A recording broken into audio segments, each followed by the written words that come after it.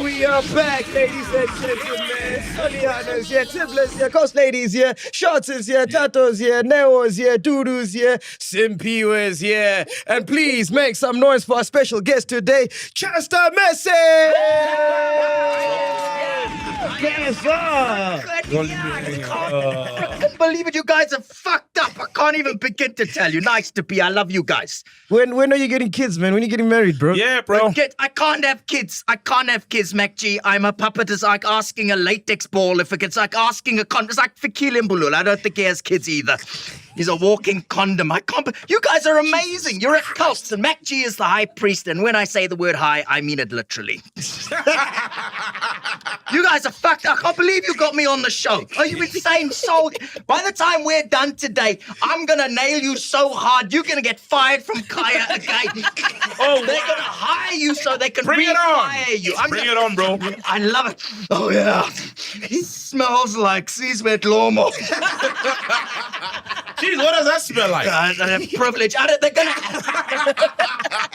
They're gonna add the word ass to your first name, so you're gonna be asshole. It's gonna be wild. Oh, wow. I can't wait. I love you You're guys a Popeye. so much. I am a Popeye. You know what it's like. You worked at Kaya, but it's great to be. Hey, welcome to the roast of soul. It's going to be so great. By the time we're done, Open Chats is going to be giving you guys side eye. I can't believe it. You will never roast the ladies for JJ again. Never. Because MacG, do you have a JJ? Sometimes. Hey, no, you do. His name's Sol Penduka. Why am I his vagina now? Fuck it over here, man. Real, we're not even. Look at all this cuck you've got in your desk. What the hell? I feel like I'm inside my granny's closet. Jesus, bro. I love you guys, man. Jeez. Only a white guy can do this, man. We're laughing at a Only fucking a white puppet. guy. I have a white guy's hand in my ass. I'm a white guy with a white guy's hand in my ass. I'm like a walking Investec account. The only person with more white hands in his ass than me is Ramaphosa. This shit's gonna. I want to get us cancelled today, and let's go. Let's go, man.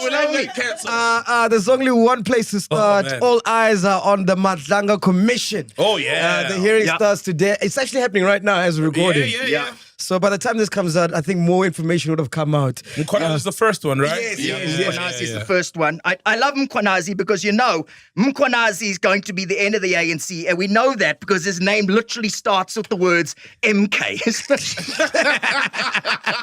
It's so wild. The police are doing the crime in-house, so they're doing the crime in-house. Man. You don't even have to leave the police station. They're already there.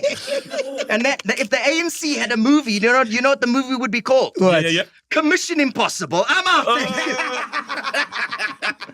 It's so crazy. You should have seen when Mkwanazi walked in, right? There were like bottles of water in front of him. He stepped them aside and he had his own water. He doesn't want any mistakes. Ooh, for real. Hey. So that means he's been living like that for a while now. Like, wait, I think so. Definitely. Like he doesn't just eat anywhere, doesn't just drink anything. Because I've seen him at a football stadium as well. So at the, what do you call that place where they chill there? By the presidential. By the suites, yeah. By the suites, that means he had its own, he didn't eat anything.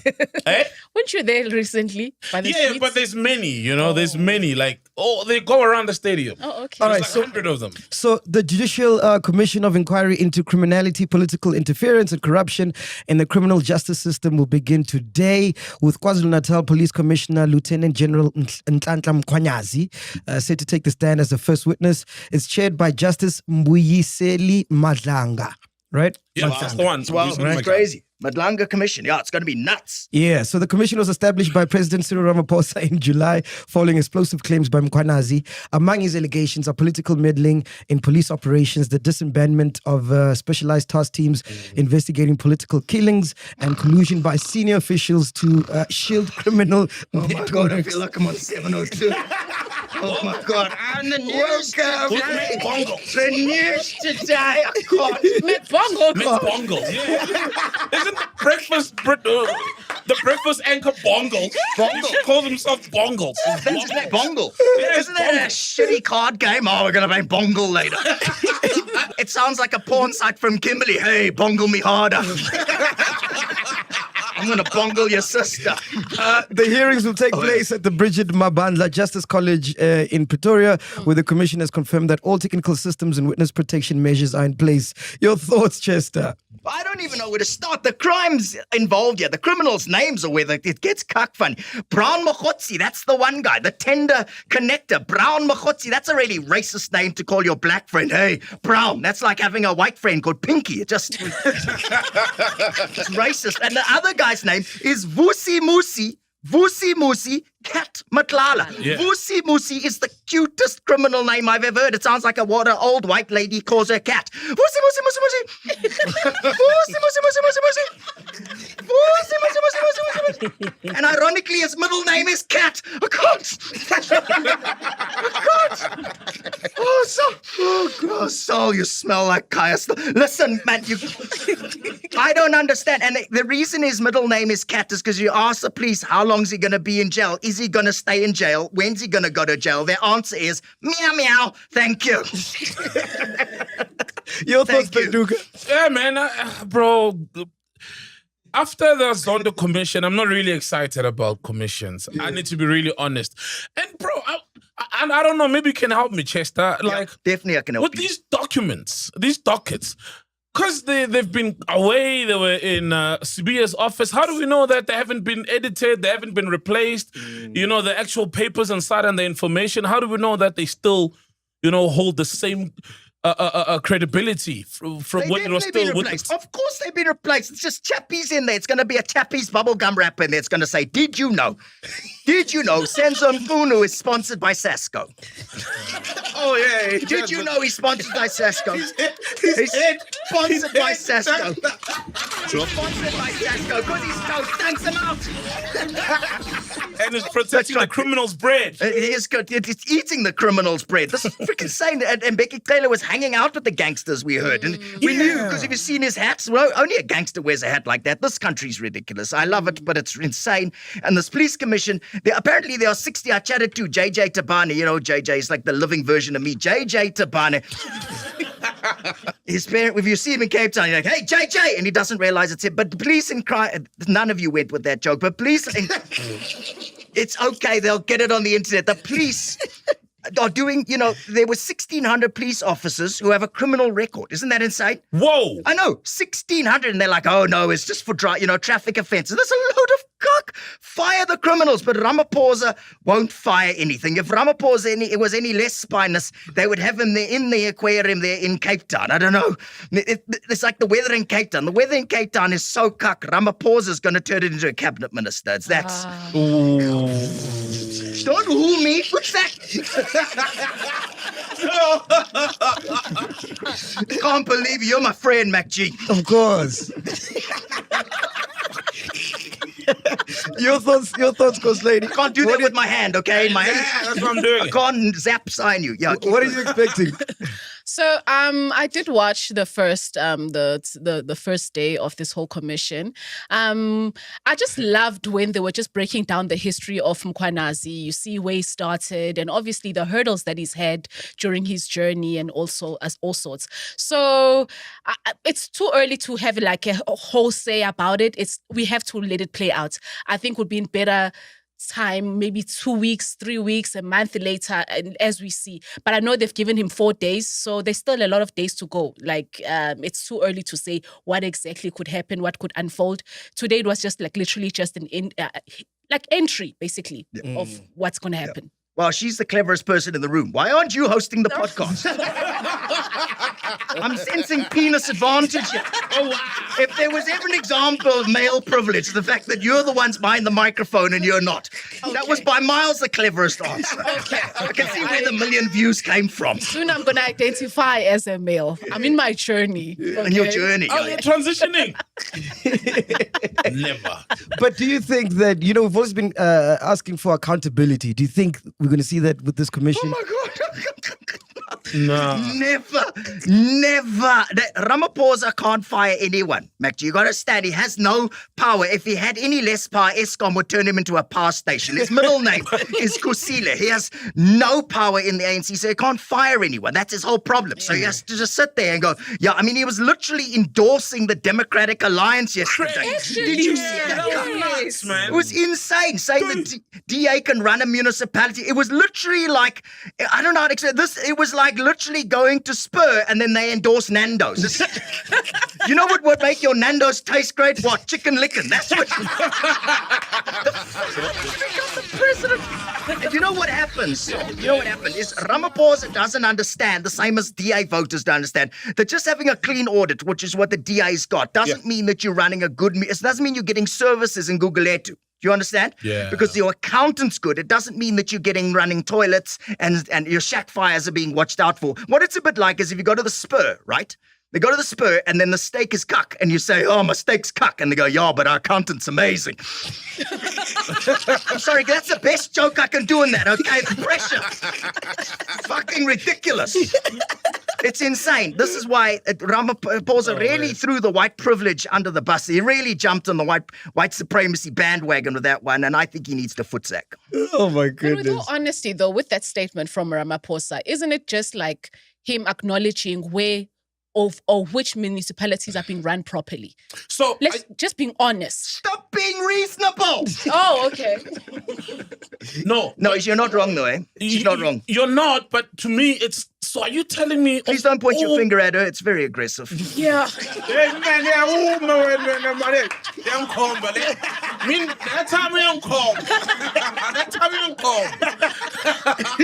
But for me, it's how many municipalities has the ANC controlled, and they still control? Not even one. They don't even have one that they could say, here's our golden municipality that we run like it's heaven here. No, it's disaster. How come all of you guys don't learn from not even one? You're right. No, they are really cuck. They are so cuck. I know. They are. If they were any more cuck, Gayton McKenzie would wear them as a suit. I just. They really are cuck. Oh, Gayton in his suit. His suit. Have you seen Guere's suits? Guere looks like he gets his suits from the camping section at Outdoor Warehouse. I don't know. The camping section. What are you doing walking around in a two-man tent, Guere? Speaking about Cyril Ramaphosa, his nephew made the headlines as well. Oh, yeah. Yeah, Ramaphosa's nephew, Hangwani Maumera. This is quite long. Stay with me, Chess. It's quite long, all Okay, right? read your podcast, the 2-minute voice note. Here's the script they sent me. Go, Mac, go. Ramaphosa's nephew, Hangwani Maumera, loses 326 million in Tembisa Hospital corruption crackdown. The asset forfeiture AFU of the National Prosecuting Authority has seized assets worth 326 million from Hangwani. Maumera, who's alleged to be a nephew of President Cyril Ramaphosa, had a fleet of luxury cars, including 4 Lamborghinis and a Bentley, upscale homes, and even a party boat frozen under the High Court preservation orders. The AFU action also targets 14 companies linked to Maumera, which allegedly secured over 400 million in hospital contracts through manipulated procurement between 2019 and 2021. You're still following some? Yeah, he's following because he used to work in radio. It's me. Yes. The SIU revealed a network of fraud involving forged documents and favoritism toward Maumela's companies, which operated from a single Santon address despite claiming legitimacy in medical supply provision. NPA spokesperson Pindi described the seizures as a decisive blow against corruption, with the assets said to be forfeited to the state pending criminal proceedings. Civil society groups, including the EFF, welcomed the move but urged swift arrest to prevent further cover-ups. The case highlights entrenched corruption in South Africa's public health sector, with Maumera's downfall sending a clear message that accountability can reach even the most connected individuals. Ramaphosa has publicly contested not knowing him, saying, "I don't even know that gentleman." I stopped listening after you said the word blow. I'm not going to lie. I got so horny for a second there. Blow me harder. What are your thoughts, Chester? Because we've seen this movie before, man. No, it's wild. It's wild. I mean, Ramaphosa's nephew, 327 million. And reason Ramaphosa's angry is because he's going to have to get 30 couches to keep all that money, 10 million rand a couch. If you ask Ramaphosa how's the investment, he says, so far, so good. Thank you. Drop it. Thank you. If I can pay the bedbugs.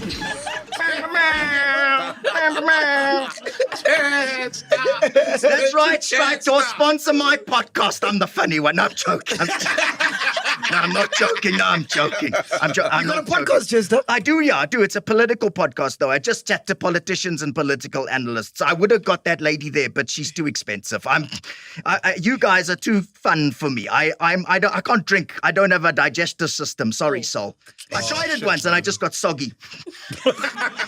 Why a political podcast? It's not like we don't have enough of those. Yeah, that's true.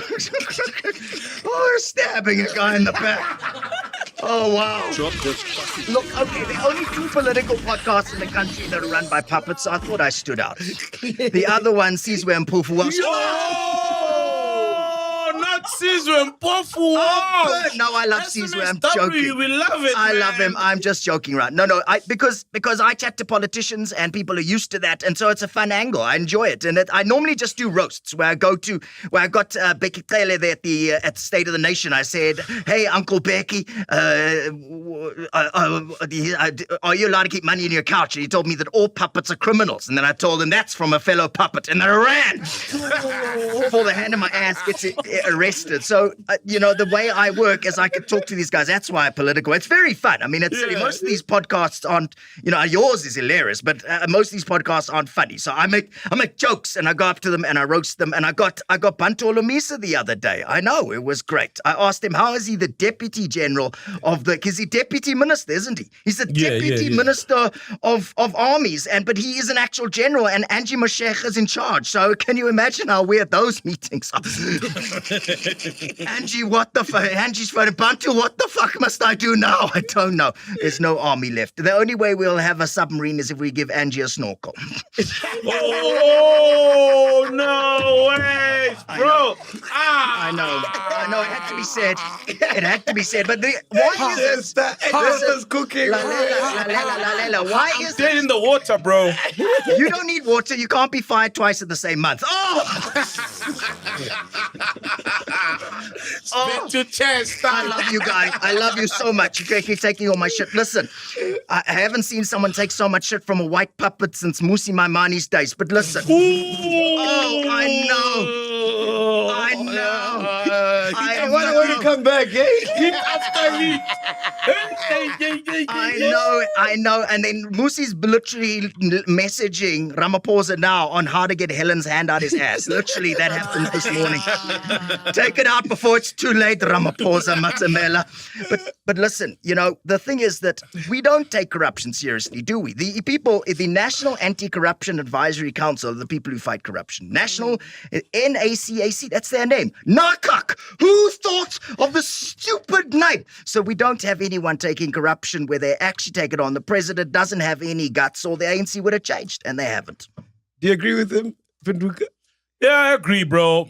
It's even with this Mamamele thing, it's so sad because they don't bring back the poor people who died, who needed medication, people who died in hospital because the hospital was understaffed, there were no supplies and all these things. We always see things get taken, but we'll never see people end up in jail. Are we ever gonna know who killed Babita Teokaran? Because that's the lady who was who blew the lid on this whole thing, the whistleblower. Yes. And did you hear the wildest part? Hear the wildest part? Yeah. They went after that engineer that was involved in this stuff as well. It was Afrikaans guy. Yes. No, look, they went after the engineer and then they killed the wrong guy. Wrong guy, yeah. Do you know how bad that is? The tenderpreneurs can't even deliver on their own assassinations. God. What's wrong with you people? Stop delivering cuck services. Not even your assassinations are on point. I mean, we're looking bad. At least the Americans get assassinations right, but oh my God. Oh, God, it's embarrassing, to be honest. Also making news, Kenu Kunene is to run for Joburg mayoral position. The Patrick Alliance has announced suspended Deputy President Kenu Kunene as its mayoral candidate for Johannesburg. Your thoughts, Coast Lady? I don't know. Isn't he suspended? He's suspended. That's my Pending thing. investigation. So now we obviously know what the outcome of the investigation will be. Yeah. Because how is it that the guy was investigated, now you put him in a position, to pivot into even a bigger position? Exactly. Because it was MMC now, It was MMC right? for tourism. Nah, it's a joke, Yeah. bro. You should be optimistic though, Sol. Nah. Because it means that you're likely to get the morning job on Kaya. Oh, sorry, man, I can't stop, but you're right. It's okay, insane. go on, bro. No, it's insane, dude. It is insane. How the hell? Sorry, you were talking, but I'm just going to keep going. Yeah. No, I do it a lot, so you can I interject. I can see that. And you don't even have a hand in your ass. At least you have an excuse. Listen, how do we have a suspended guy as a mayoral candidate? I mean, how's that going to... Where's the mayor? He's in jail. And if Kenny goes to jail, let's understand what happened. Kenny went to the house. Why was he suspended? He went to the house of DJ Somebody right as DJ Somebody had died, saying No, that he was there, saying as they were a journalist, didn't he? No. No, It was Cat. He was not in the house of DJ Somebody. He was in the house of the guy who was getting arrested for being the Yes, mastermind. that's the of mastermind. No, that's what I mean. Holy effect. No, you're right. Home. No, Gebele. No, you're right. You're right. That's exactly what I'm trying to say. But he said he was going with a journalist. But Yes. what newspaper? The Black Mail and Guardian? I don't understand. Blackmail. What the hell? Blackmail. And then he had 2 watches on. Yeah, So you know he's going to watches. jail because he's doing time, a red hot car. And you understand, Patriotic Alliance, why do we care? They only got 5% in the elections. I literally told, listen, Gayton, Black Label is stronger than the Patriotic Alliance. They've got, sorry, White Horse, whatever your fucking Striped Horse. Striped Your horse. Say it fucking right. sponsors' Striped names. I don't care. I don't get their money. But listen.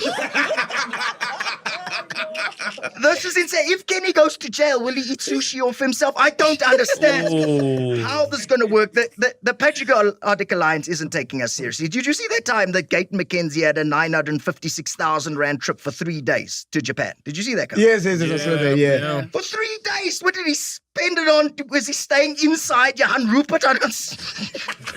Did Patrice Motsepe tuck him in at night? I mean, no, it's not good enough. Sorry, Dude, before you come to yes, you were saying, Ghost Lady. No, I was just even surprised that because Gayton was also very happy because he posted saying that, well done. Like, obviously, they're rooting for him as the Patriotic Alliance. So, I don't know. Like, it feels very shady. I really, for me, I got confused. Did anyone here vote for Patriotic Alliance in any of the ballots? Are you asking that? I did, and I regret it, bro. I feel like I did. Yeah, same here. Damn, you voted for Shout out for the honesty. I did. I told you guys I did. It was. Oh my God, I can't believe it. I liked you for a while, but I Jesus know, bro. Christ. I can't I even think look that at must myself be in the why mirror. Kaya fired you. That's Yeah, bro. Like what? I thought, hey, man, I'm a second chance, but the way they just running that thing, it's like, yo, bro. What's the fuck? Why did you vote for being them? taken? What for attracted you to fools? them? What did I you don't like know, about man. them? I just wanted to spread my votes, Yeah. Yeah, and see what they will do. Yeah, You no, know, it's a but fair, now I'm it's a seeing fair what they're question. doing, No, yeah. it's wild. I mean, who's Yeah, they gonna, it's so if they win, disappointing. who's going to be their Minister of Justice? Thabo Bester? I don't fucking ridiculous. Suspended guys in America. From jail. He's going to have a green screen behind him going, oh no, everything's going fine. With a picture of New York. No, we've changed, Joburg. Yes, you were saying, dude. Yeah, no, I think we've moved past it. But I was saying the reason why Chester was saying DJ Somebody, I think he wanted to say Kenny was found in DJ Somebody's alleged murder mastermind. That's it, yeah, that's what I was trying to say. Exactly. Thanks for correcting that, Yeah, yeah. that's where DJ Somebody Thank you for correcting the comes from. facts. Okay. You want to put your hand I up his ass? corrected that already, though. But I corrected that already. But you rang a thingy then. Yes. Yes. Yeah, but what you're doing is mansplaining like in the past. So it was like a Back to the Future mansplaining. She was going to say it and then you mansplained through it. Yeah. It's a comedy dead end, but I don't care. It's your podcast. Don't worry. Welcome. You're going to watch your analytics and there's going to be a dip right there. Then, are we logging off? It's shut now. And then... Before we let you go, Chester, man, I wanted to find out from you, what were your thoughts regarding Charlie Kirk's assassination? Is that? Oh, we're talking about the Charlie dead Cook. yeah. Well, listen, man. Nobody should ever be murdered for their political beliefs. I think we can all agree that nobody should ever be murdered for their political beliefs In front of your kids and your wife, bro. Story. From the world, The bro. world. But let's, when I heard he died, I said, it's terrible. It's terrible. But yeah, he did advocate for people, like when people died of gun violence, he did go, well, it's a necessary cost for their Second Amendment. So I've never been sad someone's dead and sad they were alive at the same time, if you want. You don't know whether to laugh because you're going to get cancelled. You'll never get a US visa. No. You raised the fucking topic. I don't care about I'm not scared of getting shot in my neck myself because there's a hand in there. You might just lose a finger, bro. I just lose a finger. But the bottom line is no one should ever... The problem is that he did advocate for some very evil racist stuff. So for us to not talk about that when he passes away is unreasonable. Because finding out that a guy who advocated for gun violence got killed very terribly by gun violence is like finding out that a drug dealer OD'd. If you know, it's like finding out someone spiked Bill Cosby's drinks. It's just like,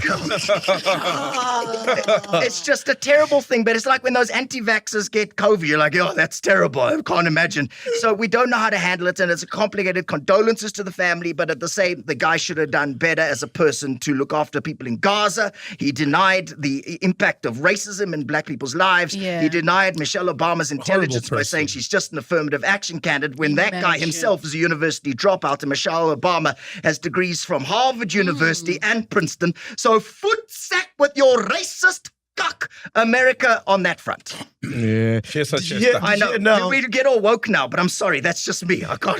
It's what I've got. Did you hear now what they're doing? That if you are a foreign national in America, right, and you're seen to be celebrating his death, like on social media, you're gonna get deported, or they might revoke your visa. Yeah, people started reporting really chubby, and I think Marco Rubio, one of the politicians, was Marco like, Rubio. "Yeah, she's getting what's coming to her as well." For real? Yeah, because she had tweeted some shit, obviously, celebrating or in a celebratory I don't think mood. she's celebrating. I think that's what America's playing into. You understand, when George Floyd died, they literally did the George Floyd challenge where they put their knee on each other's necks as a joke. Where George Floyd died. Yeah, so don't fucking come and don't double standards. Pointing out what the guy actually said and what he actually stood for is not celebrating his death. It's being honest about what his life was. Yeah. You know that quote? I don't agree with what happened to Charlie Kirk, but Charlie Kirk agreed with what happened to Charlie Kirk. True, actually. So Marco Rubio must stop being a lying, racist fuckwit and be honest that he's just Ramaphosa's chest. He's just Donald Trump's chest missing, which is very confusing because Donald Trump is Elon Musk's chest missing. So there's like a hand. It's like a hand in the ass centipede is what's going on there. So I actually spoke about the refugees. Remember the refugees? Oh yeah, the refugees. The 49 refugees. Yeah, 49. 40, I've never seen 49. 49. I've never seen such well-fed refugees in my life. You could put 3 Sudanese refugees inside one Afrikaner refugee. Our refugees look like they've been eating other refugees. The one guy had a 5-bedroom house. Dude. Solely had a 5-bedroom house. He's not escaping a genocide. He's escaping an FNB home loan. Foot sack. And after that, the American embassy started following me here on Twitter. So I'm not going to get a visa for 5 years. Yeah, I'm done. I'm out. I'm going to just stay here in my suitcase and smell in this wonderful... It smells like a striped horse and ex-Kai FM employees. It was great talking to you guys. Bye. Go watch my podcast, everybody. Go if you guys don't mind. Go watch my podcast. It's Real Problem with Chester Missing. If you like seeing politics in a fun way, as opposed to oh my god, I'm dying of boredom now. It's Real Problem. It's all over the internet. You can find it easily at Chester Missing. Bye. Shout out to Chester. Guys, bye. Oh yeah. Mac, so give me a hug. Give me a I'm gonna have your babies. No, I'm not gonna have your babies. That's fucking weird. I'm out. Oh man, that was funny. Ladies and gentlemen, please welcome the man behind Chester Missing, Mr. Conrad Koch. Yeah, man of style. What up, Connie? How's Sorry, it going, man? Chester. We should I know, have I've been kept you there for fisting. another hour. Haven't you ever done half an hour of fisting? What type of podcast is this? Fisting. Man got fired for fisting, dog. You know he got fired for fisting. Bro, how did you come up with the whole Chester thing? Because you've been around for years, man. Yeah, late night news. I studied social anthropology. Social anthropology is a study of white guilt. Okay. It has the word apology in it. Yeah. So I studied social anthropology during the TRC in the 90s. So I met people who were tortured by the apartheid state and the Truth and Reconciliation Commission, commissioners, the Albie Sachs and those guys. And so I grew up in southern suburbs of Cape Rondebosch, which is the kind of place you can see someone complain about a cappuccino, the temperature of a cappuccino to a dude who lives in a shack. Yeah. My cappuccino is cold. Yeah, but is your toilet on the inside? Fuck you. So Chester was a way for me to talk about my place in South Africa as a white guy who grew up with this level of privilege, and then also to deal with our politics. So the reason Chester gets to interview, if you haven't seen Chester, but a lot of people would have from Late Night News with Aloy Sogola back in the day, his own show on ENCA and ETV, and then also his TikToks and Facebook, it's Chester talks to... Chester gets to interview the president. He's interviewed Julius, and the reason he gets this kind of access is because I deal with who I am and then go, now let's do better as a country. Because when, corruption is its form of anti-black racism, really, because the people who are affected by it worst are impoverished black people. Tembisa Hospital, Life is Sinimene, my Kukumape and drown and shit. So, yeah. But it's so smart because you can say whatever the fuck you want. That's wild, bro. That's wild. Oh, well, it has happened. It has Steve Hoffman as lawyer. Send anyone. Let them try. But you know what I can't get used to? I can't get used to the fact that Chester's so crazy and then Conrad is like the serious guy. I know, it's weird. I know. Like, it fucks with me, man. I know. Chester's my wife's least favorite friend. Every straight guy, their wife, if you've seen relationships, you guys, they go, your partner has someone that she doesn't like. Yeah. And then the joke is, if you don't know who it is, it's you.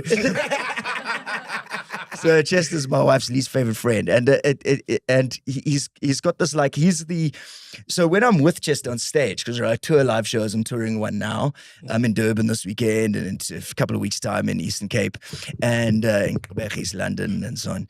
But when I'm with Chester on stage, it's like he's a very left-leaning white guy, and I'm a centrist white guy. So me, myself, am a combination of the two. I'm more left-leaning. I'm very left-leaning, I'd say. But just allows me to reflect on that, because that's, when Steve Biko said, it's the liberals you have to watch out for.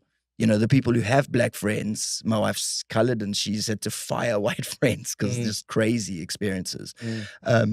It's because we think we're the good ones, so we don't need to self-reflect. Versus when someone who's quite right-wing realizes how racism works, they're generally more self-reflective. So Chester will literally pod out a show on racism where he'll come up to you and he goes, "Have you ever asked a white liberal if they're racist?" They always freak out. It's like seeing someone eat at Nando's for the first time. It's so hot. It's so hot. What flavor are you eating? Lemon and herb.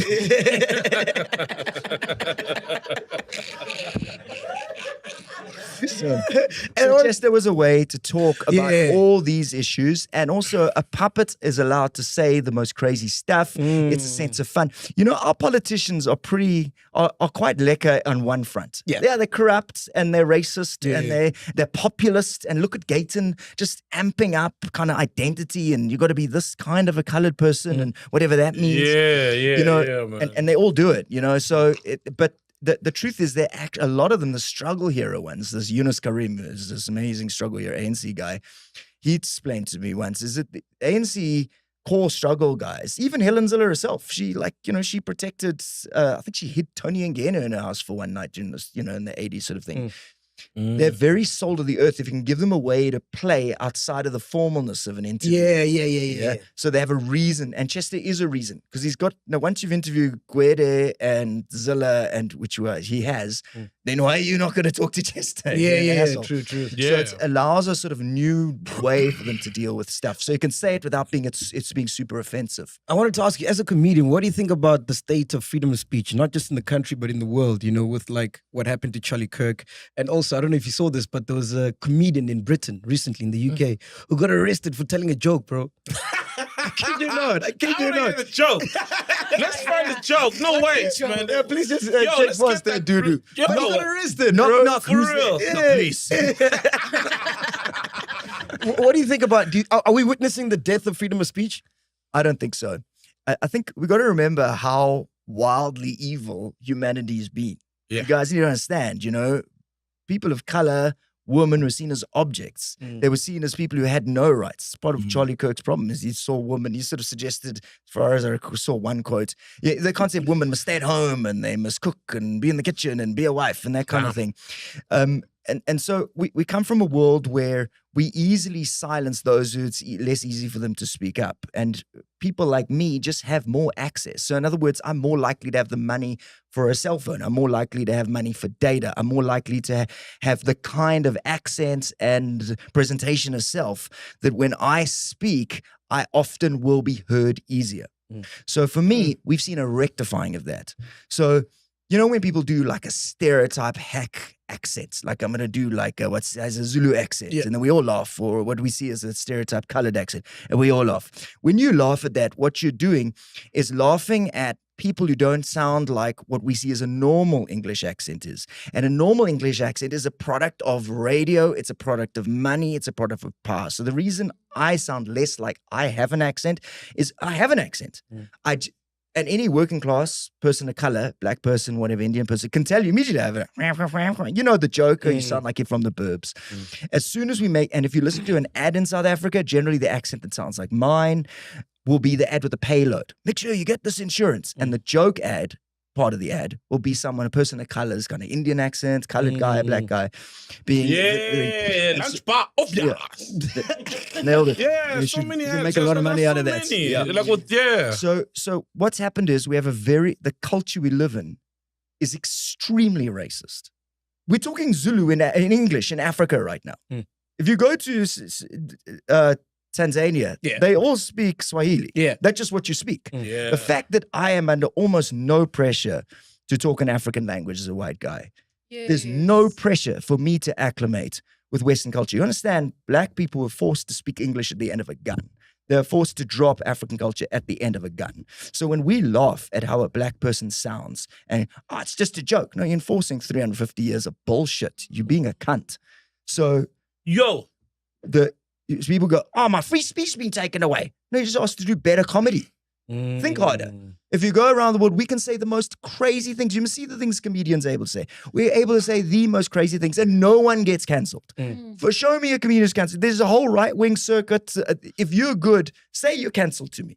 Say you're cancelled. You're cancelled. I'm still here. So you see what I mean? Is it like we have this, my freedom of speech. It used to be normal in France to go on the weekend, to go to an asylum, like a mental health institute where the health, it was proper, put all the crazy people there, and go laugh at them, like poke them with a stick. For real? Laugh. That was a normal thing. No way, bro. That's so the concept of what is funny has changed over history all the time as we get used to the idea that black people are not objects and shouldn't be slaves, that paying people slave wages at Marikana and that it's okay for them to just get murdered is not okay. Is enforced by a system whereby language and how we see them. When I go, ha, ha, ha, you sound stupid, what I'm doing is forcing the idea that you also are less human than this accent, that you are less respectable, which is why you don't get as... So in Cape Town, there's a concept of a gachi. A gachi is a guy who gets you on the taxi, right? And they stereotypically have a certain type of Cape Townie accent. It's a stereotype. You've never seen a CEO who sounds like a gachi. Okay.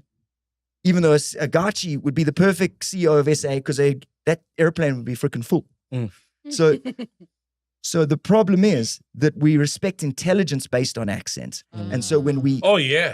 The same applies to gender. When we go, you're just a little lady, you don't get it. When we otherize, we make it very hard for people to exist in a social space. So for me, we're doing fine. There is a pushback. There's some of you being assholes. That person was stepped over the boundary because they were exploring something. Comedy's hard. And some of the canceling was dickheadish. But that doesn't mean that we aren't moving in the right direction. Yeah. What's your take on the Kiffness? Sorry, that was a super serious answer. No, do you, bro? No. Yes. Sorry, before you go on, so in your point of view, Conrad, you say that white people should be pressured to learn African languages. Ngempela. So No. So I love no, but I see Oh, you the problem responded like that. I love the it. pro- Because I get it. I know in Kenya, white people speak Swahili. Swahili. Yeah. Whoa, So, for yeah. real? Yes. So it they- becomes a demand. It's just in most African And it's just a countries. great show of Yeah. respect, man. So Yes. and this side, it was one of the few, and hence that one or two will be glorified, and it will be like, but we still need more people actually embracing the language. It becomes a norm. exactly. And And so back to did we get the joke? Yes, we did. But the joke was posted on X. Okay, let's, Yeah, well, it's what not does that it he say? did. Yeah, so he said, if a trans-identified male is in a female-only space, he is committing a violent, abusive act. Make a scene, call the cops. If all else fails, punch him in the balls. But they're not necessarily still As there. much as no. Nah. They might not be there. No, because they may identify as what they identify as, but I know how to hurt you. You see. I understand the It's like, joke. Yeah. No, of course you do. Yeah. So wait, man. So you could cancel and don't think- arrested over the woke stuff. I don't No, you think. got arrested for I that don't- tweet. I Sounds don't like think- it, I yeah. Oh, it was a tweet. Yes. A No, tweet. No, I don't think Yes. you should arrest someone for that. That's fucking Yeah, insane. come on. I don't. man. I don't like the joke or agree with the joke. Here's a trans joke. Here's a trans joke that was spectacular. So Australia is kind of like with LGBT in a degree, to some degree, where we are with race, where we talk about racial issues in a way that we have Julius. Like we talk about stuff, land. We're like the concept of giving the land back is actually something we talk about. Yeah. Yeah. It's not even on the table in Australia, but they have black people. Yeah, So it's not even you wouldn't even Native imagine it. people. Yeah, they celebrate the day they colonized Australia every single year. It's called Australia Day. Whoa. That's a dick. It was just a joke. That's a dick move. That's like stealing hijacking someone's car and then phoning them every year to remind them that you've got it. Hi, mate. And Yes, ripping us. Yeah, we still got it. So next year, you bastard. Is that the trans joke? No, the trans joke is this. He trans. So That's they're- the trans joke. Joke it trans. So that's funny. So yeah, I saw a trans comic in Melbourne do this joke, and the joke was, I'm almost done with the transition, so I'm getting 90 cents to the dollar. I see how you guys didn't laugh at all. Yeah. That joke absolutely destroyed in Melbourne. Okay. And the reason it destroyed is it's an environment where making trans people feel included and being aware of what they're going through is something that they've strived for. Now, I'm not saying you should be arrested for a joke. I think that is insane and should not happen. Yeah, especially on No Twitter. one's going to learn that kind of cuck No. from that kind of cuck. But creating a space where everyone feels welcome is just not being an asshole. If you walked into a Yeah. workplace and walked up to your female colleague and say, "What's up, sugar tits?" you should get fired. You should just get fired. You're being a wanker. You're being a sexist wanker because you know how this world works. You know rape culture. You know what created that. Yeah. And so for me, that guy, that And she guy, replies, "What's up, daddy?" yeah. Yeah, with no sugar. You bring the sugar. Squeeze it out, sugar tit. You're a bit too good at that. Sugar. You're a bit too good at that. I was just laughing with them. Did you get that one? You didn't get that one as well. You were just laughing. Wait, no. The one I didn't get was that I'm getting 90 cents to the dollar. Please, I know, like, So in other explaining words, jokes woman, sucks, but no, it's fine. The joke is a very good joke in an environment where you're aware that women are getting 80 cents to the dollar. You understand? Women get paid 20% less than men. So he's 90. that is good. Yeah. Let me give you another example. That's good. Let me give you another example. I'm married to a person of color. So I can never win a fight. I'm like, you stole my dessert. She's like, you stole my land. Yeah. So now you see how you all understood that joke. Yeah, because of the context. Or here's another one. Historical. Black people, you need to help fight racism. You need to help fight racism. You need to go up to white people in Woolworths and say, "Do you work here?" Oh, I love it. Oh, they dropped it. I love that. I do it all the time. Especially if they wear like all black. If a white person is wearing all black in Woolies. I've done Number it. one, I do it all the time. Like, So You've done it. Oh, yeah, I do it. Oh, that's beautiful. You know what? And check this, because this? of what they're wearing. Sometimes it like looks like, you know, there's just people you see in a store and it's like they're wearing the colors of the people who work here or what you think it looks like. And I just ask. Because that's I've been asked that beautiful. and I was like, oh, I understand. I'm black. Cool. So I asked I've you never to- been asked that. Never. No one's ever asked me if I work. Go to there. Woolworths wearing black. Yeah, red Yeah, and but you black. wouldn't look like Probably you if I works. walk around Woolworths wearing black, that's what you see. That's what's cool. You look see like that? the owner. But you got to.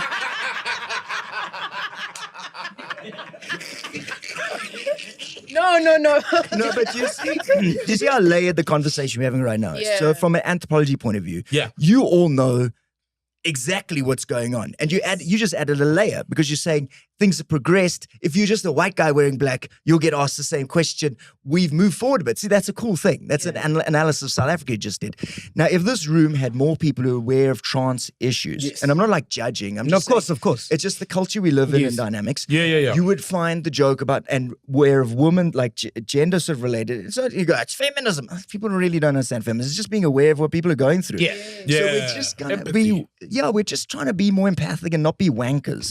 I think the Yeah. cancel thing went bonkers in like trying to end everybody. And you don't. So I have a show on racism where I try to explain to everyone because quite honestly, I think people of color understand racism either because it should have been taught in schools and it wasn't. So I have a show on racism where I start going, I'm not a racist. I have an award from Ahmed Katrada for fighting racism, which I do. And at the end of the show, Chester goes, so you definitely, and he goes, examples of where I'm racist. And at the end of the show, I go, hello, my name's Conrad and I'm a racist. Whoa. Because I have learned some level of racism, like the fact that like I don't speak any African language at a first language level. That's a racism that's happened in. Now, so what we're trying to do is create an environment where we are more aware of where we're getting it wrong, so we can just be better people. And my lesson that I learned is I need to focus on my own prejudices first, because lecturing white people on where they're getting it wrong. So the same applies to the trans issues. You're going to get it wrong a bit, and then we all move forward. If you continue being a dick, then like with the Kiffness, I'll just decide you're a dick, and that's who you are. Yeah, that let's guy, get to bro. the Kiffness, Yeah, man. the Kiffness, That's the man. story I wanted to get to next. South African musician The Kiffness has been accused of lying about losing 500,000 campaign over his support for the late controversial American commentator Charlie Kirk. Social media users quickly debunked his claims. The Kiffness has long faced criticism of aligning with figures accused of racist ideologies, and this latest episode has reignited the backlash online. So the problem with, in fact, I think it's quite a wide thing in the music industry. Remember, like we're saying offline, Chester went to court with Steve Hofmeyr. Yeah. Steve Hofmeyr wrote that, he literally went and said on Twitter that in my book, blacks are the architects of apartheid. That was his Sheesh. actual words, right? Sheesh. And Chester said, that's because you haven't grown beyond books that you color in. And but then I went after the people who were sponsoring his gigs, because he also said on Facebook, if no one wants to, this is why he justified this crazy racism. If no one wants to be around you, is it really their fault? In other words, he thought black people were so unevolved, paraphrasing him, that why would anyone want to be around you? So you deserved apartheid. Whoa, yeah. understand how- Because apartheid was putting the Evil. distance between whites and blacks. That was the whole in concept of workspace, There was living space. There went Who's this? Steve Steve Hofmeyr. Hofmeyr, Afrikaner musician, Steve Hofmeyr. Yeah. Hofmeyr, Steve. So he was doing gigs where big brands were sponsoring the gigs he was at. Yeah. And I was like, if Oscar was on this gig, Oscar Pistorius, Yeah. you'd cancel your sponsorship immediately. Oh, It'd be game definitely. over. Yeah, So definitely. what you're saying is, if you're not canceling the sponsorship, then you're saying that some level, what he said is okay to you. You endorse it. And the biggest problem post-apartheid, one of the biggest problems, I mean, corruption, etc., but is a denial and lack of understanding of what apartheid did to people of color. The amount of people of color I meet who don't understand what it did, because you have to actually learn it. It was very strategic. It was it took centuries to be created. And so with the Kiffness, Still feeling the effects. Even to the black day. and black not people still a lot of feeling them the don't effects. even know. We're not even beginning to still feeling the effects. Most people of color, if you were earning, this is Lester Kivett from Cape Talk taught me this fact. If you're earning 10 grand a month, you are in the top 8% of earners in this country. That's insane. That's how Most Bad things most are in this 50% of this country. country, 50% of kids in South Africa at the age of, I think it's 4, live in a household where the average amount being bought in is 40 rand a day. They're living on 40 rand a day. People are living people are dying of starvation in this country, and it's because of apartheid's legacy. Now, people go, but the ANC. You're not understanding what apartheid did. Apartheid strategically, it was planned to turn black people into what Rhodes called hewers of wood and bearers of order. In other words, black people, which is why Bantu education were intended to be workers, which is why and the Chester's joke is, when you're standing in a queue at Woolworths, Chester says to me, did your dad go to get an all-white job? Yes, my dad did. Did you go to an all-white university? Yes, he did. As a result, does anyone judge you for your accent, your skin color, your identity? No. As a result, you get to play with dollies for a living? Yes. So your entire life is a product of apartheid. When you're standing in the queue at Woolworths and there's almost entirely black people packing and white people buying, it's because of apartheid. The price of Woolworths avocados it's not that's no, I went too far. So the concept of how it's shaped our lives, and white people go, you're saying I must be guilty. Apartheid's my fault. I didn't say it's your fault. They love the line, bro. What racism is like and this is what the Kiffness is exactly what this guy doesn't understand. Because he literally says, I know I've got privilege, but I don't think I need to feel bad about it. I was like, well, you shouldn't feel proud about it. So what he doesn't want to deal with is racism's like a kid in Crocs. It's not the kid's fault it's wearing Crocs. Like this trans guy, he learned this thing. The problem is if you're still wearing, your mother taught you to wear Crocs. That's where raising your parents, the socialization. Our problem is if you're still wearing Crocs. So take the Crocs off. But the Crocs are nice, man. Yeah, because this is where the problem. That's why the Kiffness still does what he does, because appealing to a small community that validates his position allows him, is from my understanding. I mean, I can't be sure. I've tried to talk to the guy. I've messaged him several times saying, hey, I have a degree in explaining this stuff. And he just evades and thinks you're lecturing him. It's like, I'm not blaming you for apartheid. Just don't be a dick about it, man. Acknowledge the pain that people are going through now. And that's your advantage that you got. Just admit that shit, because if you don't, what you're doing is the reason white South Africans are the most wealthy, 62% of senior management is still white. The reason that's happening is because white people are somehow better. In other words, that's racist. You're saying that we are just like Rob Hersoff. That's why that bro drives me insane. Stop bringing him on your podcast. A lot of people have been saying that. People saw the problem that I'm not watching this episode. Missed me. He's back. I missed me. Yeah. So the problem is that when you don't ignore, I mean, the guy inherited a diamond or whatever, inherited a mine, whatever the mine is. And I'm a great businessman. I'd also be a great businessman if I got tens of millions of rands. And you got sent to New York to study at Harvard. Of course, I'd be amazing too. Somewhere. Yeah. So understanding how to fix that and understanding what happened during apartheid is the first step to fixing it. It's why Helen Zilligan, we should cancel BE. First acknowledge why we have BE, then talk about cancelling it. If you don't do that first step, you're just playing into the racists and dividing the country. Boom! TED Talk over. Fuck, man. Sorry, guys. Sorry, podcast. No. I know you guys. What are your questions? What are your questions? Sorry. Okay. I think with all that you're saying, I feel like you become one of the few that speak like that. And especially with now we hear a lot of, maybe I should ask you, what do you think of a lot of internationals coming in and staying in Cape Town, for instance, right? Coming to reside, buying and living in Cape Town, because now it's almost like they are getting more white people in the country. And obviously, that will eventually get them a right to vote, hopefully somehow in the future. And then, so that mindset that you have that, people, because obviously it's going to override that thing of, no, you must be understanding. And instead it becomes, no, we blame you blacks for what apartheid was 30 years ago. It's the ANC government. So you've not done anything for yourselves. You understand? So how do we merge that? Because of where things are going, we can see that you become just one of the few that think like that, and where the world is going. I think there's complexity. I think there are more white people who are aware of this than we're aware of. When I talk to white people, my general experience is they just lack leadership. There was a vacuum of leadership. And this is why I'm angry with Helen Zille, because she understands that apartheid did this to people of color, but she doesn't act on it. And if white people were just given a leader to go, you didn't do forced removals, but that doesn't mean you didn't benefit from it. Just because you didn't order the pizza doesn't mean you didn't eat. And that's the problem. Oh. If you go in Australia, in Canada, if you go anywhere, there's a little plaque saying this is whatever Native American land. This is where it started. So the consciousness, whenever you start an event in Australia, this is whatever Native Australian land. So they acknowledge that at all turns. I want to go to Groot Constantia and I want to see a plaque explaining this place owns slaves. This bell is not a joke. This was a slave bell. Yes. The descendants of those slaves are living in Manenberg over there, and the life quality in Manenberg is significantly less than in Constantia or Rondebosch or one of those areas, and that is a direct part of apartheid. The idea that the ANC could have fixed apartheid in the time we've had is racist and complete bullshit. The reason we have the ANC is because we put all black leadership in jail for a century. Yes. So where the fuck did you think the leadership was going to come from? Oh, they're all corrupt. Well, who made it that way?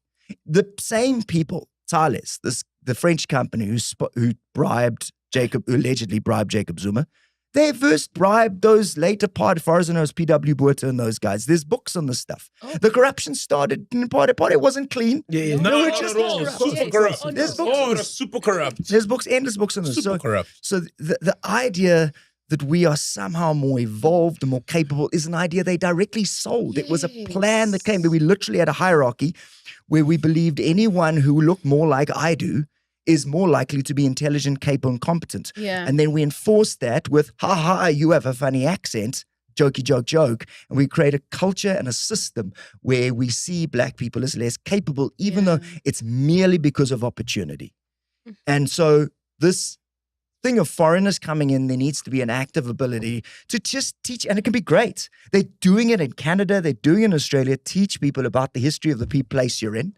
So the people are interested. Yeah. They want to know. It's interesting. The Constantia was on Coin Sand land or whatever, Hontot sand land, and that you go, this is the story of what happened here. And then people can go, it makes it sort of part of our legacy. And then when you see someone who's struggling, who's living in like Manenberg, you understand that their family were forced to move there. This is what's so crazy about this white genocide and the farm. Oh, they're going to do forced removals.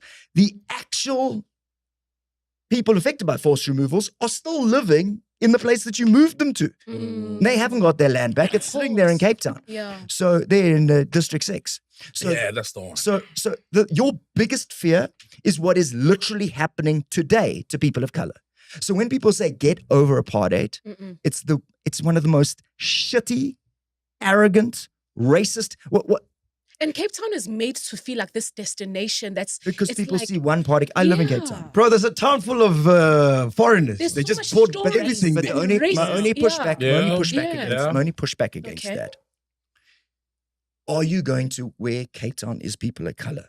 Because people of color are in Cape Town. And when you go to those places, they do feel like it's more like South African. Yeah.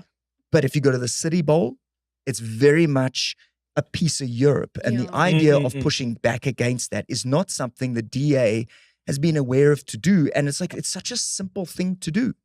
So it's got to do with it, with first of all, where people are going in Cape Town. So you're going, if you go to these touristy spots, yes, it will feel like it's a piece of Europe. And I mean, my wife's experiences there are wild. She'll go, I used to live in Sea Point, and she'd be buying something. And then there's a lady, it's a person of color behind the counter, buying fish. And then she'll be standing in the queue, and then the white person will barge in front. Oh, no, I was here earlier. And gives the lady 10 Rand to jump the queue. Oh, no. Or Cold drink. So this kind of like entitlement Certainly, would be so much easier to deal with if we had some large scale education. So at the end of the Second World War, many Germans were forced to go look at what had happened in concentration camps. So what had happened in that country could be understood, and there could be no denial of it. Holocaust denial is illegal in Germany. It was. I don't know the current state. But we've never had that here. Apartheid denial should be illegal. It should be illegal for us to deny who got kicked out of houses and the effects of that. Because what people of color really, and I mean a lot of people of color don't see this as well, and white people are very unaware of, is if you didn't study at the right university, then you don't have what we call social capital. In other words, you don't know the language in order to sound like you're good at art, even though you're really good at art. You didn't get to study at UCT. That's why they put UCT on a hill so you could learn to look down at everyone from an early age.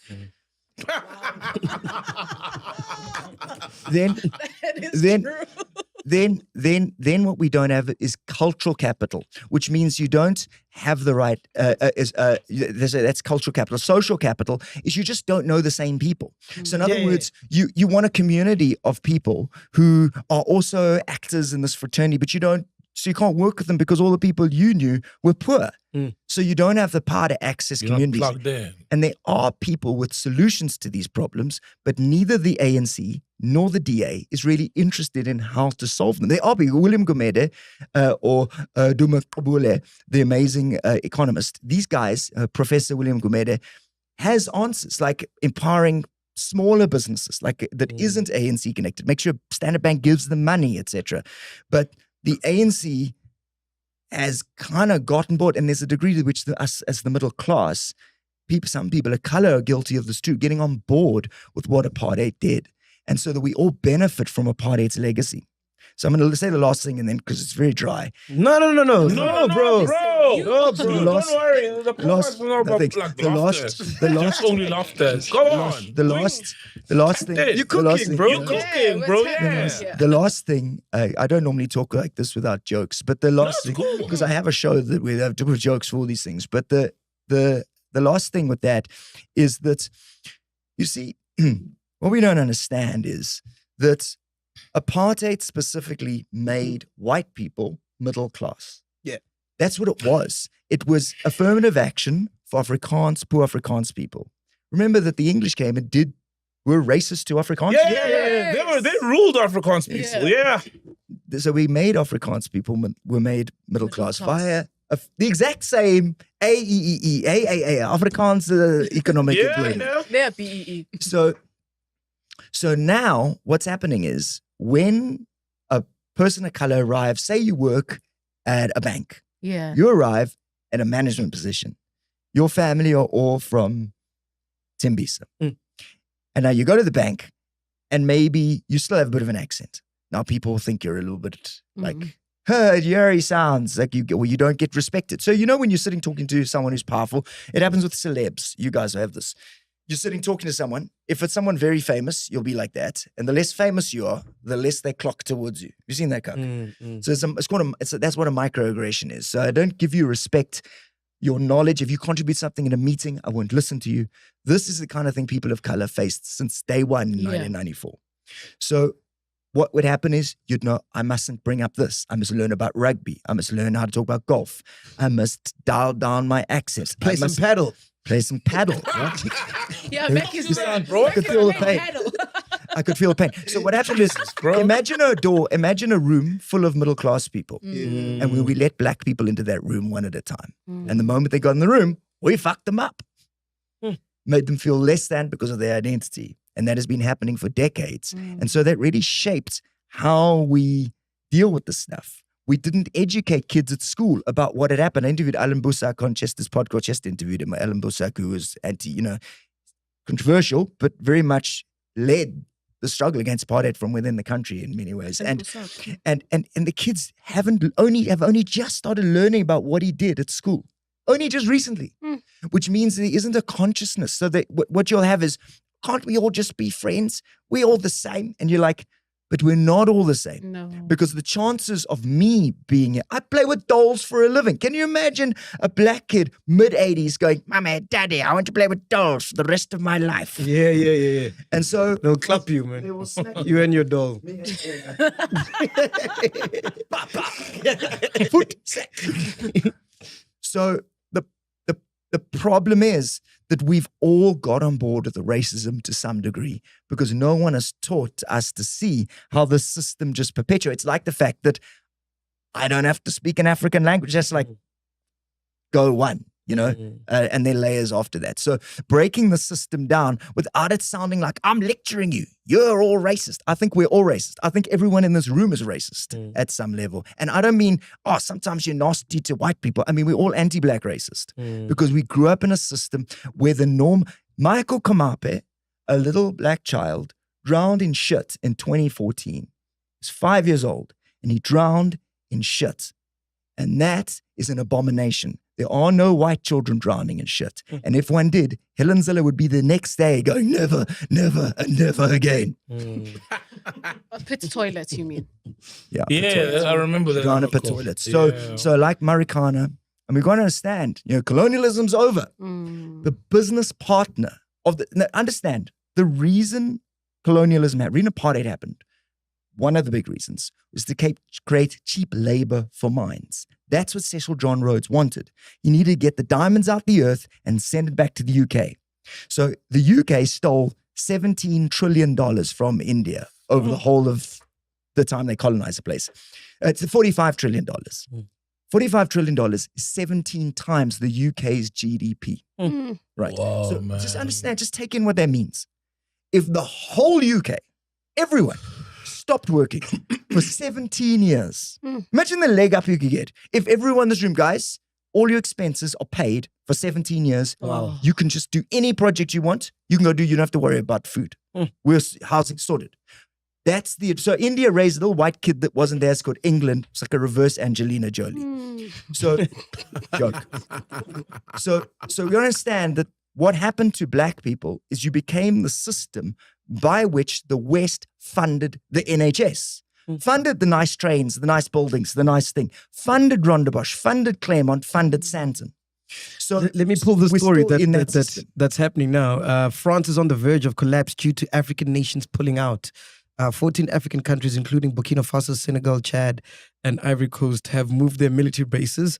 For centuries, the country relied on Africa's minerals for survival. Just to add to what you're saying. Exactly. So what happens is the way the economic system works is they got this leg up financially. They got our gold, basically, or Africa's. It's very confident of me, but you know what I'm saying. And that funded their economy. Now, to get a loan back, we have to go via international instruments like the International Monetary Fund and the World Bank. These guys only lend us the money if we set up very unfair trade rules. So we're not allowed to make any rules for their companies. You can come, if we say, no, you can't use too much of our water foot sack. If Elon Musk, you must have a triple B partner, because people don't understand BE either, so they don't understand how that works. No, I won't. And so what happens is, like, for example, India needs helicopters. They need a specific type of helicopter. They try to borrow money for helicopters from the UK. UK says, we'll give you the money, but you have to buy the helicopters from this British company. They're not the helicopters that India needs, but ours are going to get the helicopters. The money never even leaves the UK. But India is now still in debt to the UK. So not only did they benefit from colonialism, they're benefiting from colonialism. So it's the cycle that reproduces poverty. Then we tell each other, oh, you just don't know how to manage your company. But these countries keep investing in leaders and political organizations that support their interests. In other words, our democratic systems are undermined. So let me give you an example. If you go to Paris, there'll be some counselor. Now, Isma Khurshule, who's a product of this corrupt racist system, he comes along and says, you got to buy him newspapers from the New Age, the Gupta's newspaper. Yeah. If you don't, you'll get fired. And remember, this counselor, he's one paycheck away from poverty. His kids have no money. Those American politicians are wealthy as hell. The British politician wealthy because their democracy is hundreds of years old and has had the benefit of colonialism to fund it. This is now, I must now impoverish my kids to stand up to corruption. I'm not saying it's okay that he's corrupt. I'm not saying okay that they'll spend, I think as far as I understand, the money in Paris was 3 million rand a year or something, buying stupid New Age Gupta newspapers. Yeah. So in other words, our politicians, there's a book called Why Nations Fail that's amazing that explains this. Why our politicians are, and it's not right, but the system where they can't push back as easily is something we just deny. So we go, you are less evolved, you're less good. You black people, you keep voting for the ANC, but now I must vote for the DA who will ignore all of these things, basic income grant. Yeah. So and because there's so little, it's shades of grey. And because no one will come at this with some level of shades of grey. It's just Gaten, Papa, or Helen, we must just cancel B, as opposed to a more nuanced diversion of it. we end up where we just fight each other instead of finding working middle ground solutions for this. Bro, and we've got such a beautiful country, man. It's fucking Yeah. South Africans are the best in hardest the world. working. They get up at 4 a.m, they mission to their job, they get home, Take 3 they come there, taxis. they have a sense of humor about it. Yeah. They keep going. If I spend one day going through what my wife goes through, one day I'd be fucking broken. My worst day is better than most Virgo. I can't. It's so unjust, and it's just that people just normalize it makes me very crazy. angry. Yeah. It's crazy. On a lighter note, what caught your attention, Pinduka, this week? Oh man. Knock knock. Who's there?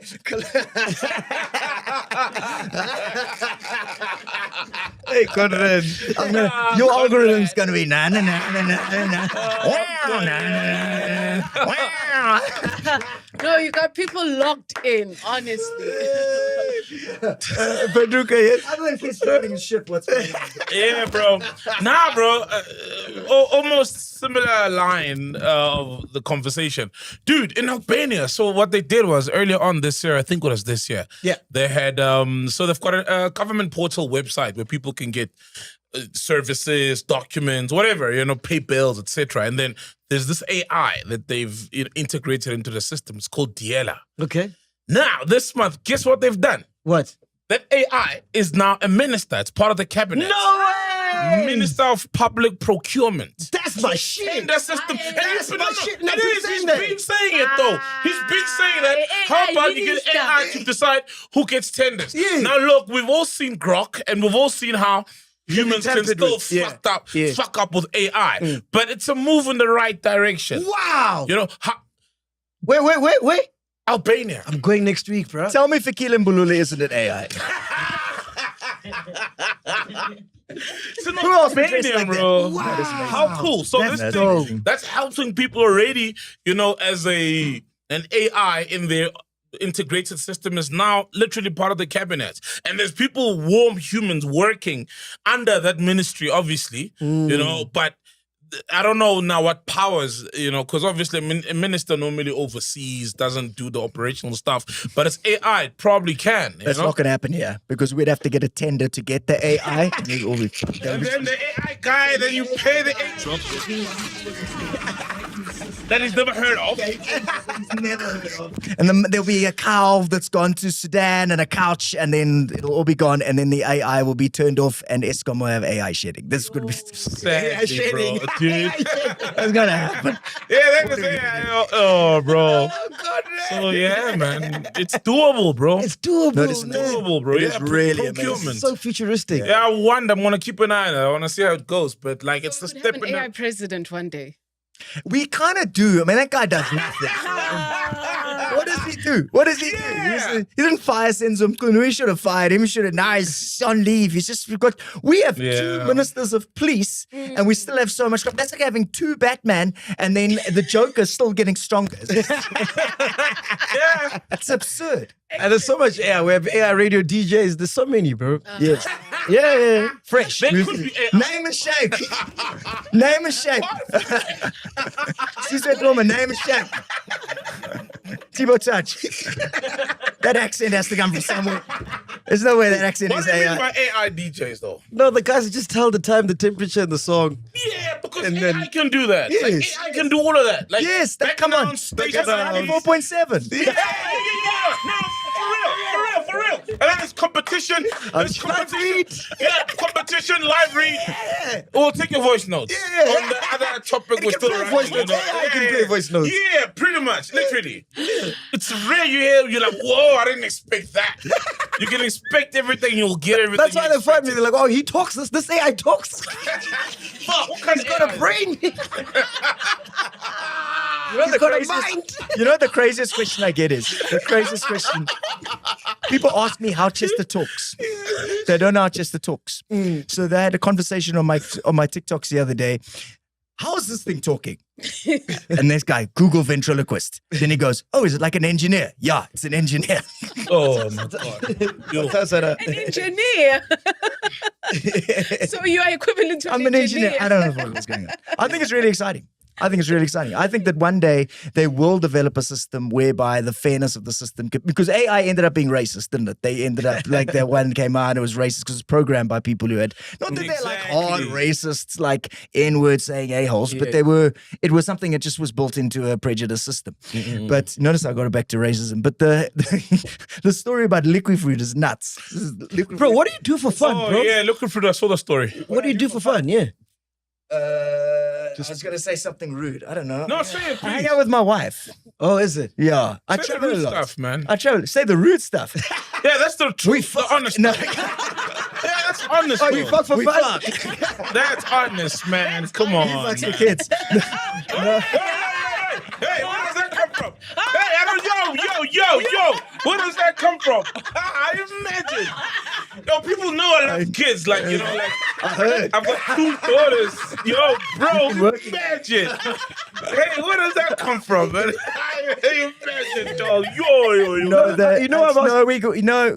The reason I love Joburg, man. Joburg is the best city in South Africa. It's amazing. But you stay I in loved Cape it. Town, though. The reason I stay in Cape Town is because I need to get away to like nature. So I go running on the mountain or I go just walk on the beach and that kind of like just chill myself. You can hear I'm quite an intense guy. So my wife and I, she's also an artist. So she does like she's an actor and a visual artist and a musician. So it suits us to do that. And there's a great comedy industry down there. I love Joburg, but Cape Town, it's got a really great comedy scene. We've got a really like lots of clubs.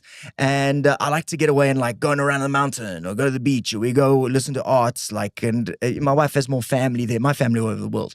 So that's kind of what we do for fun. And also I get the kick when I come to Joburg. I've been in Joburg 2 days. I'm in Joburg twice this week. I was here on Monday too. So it's like I'm up and down and I love Joburg. Yeah. Well, all my buddies, Kagiso and Loy Gola and all those guys. Yeah. So what caught your attention this week?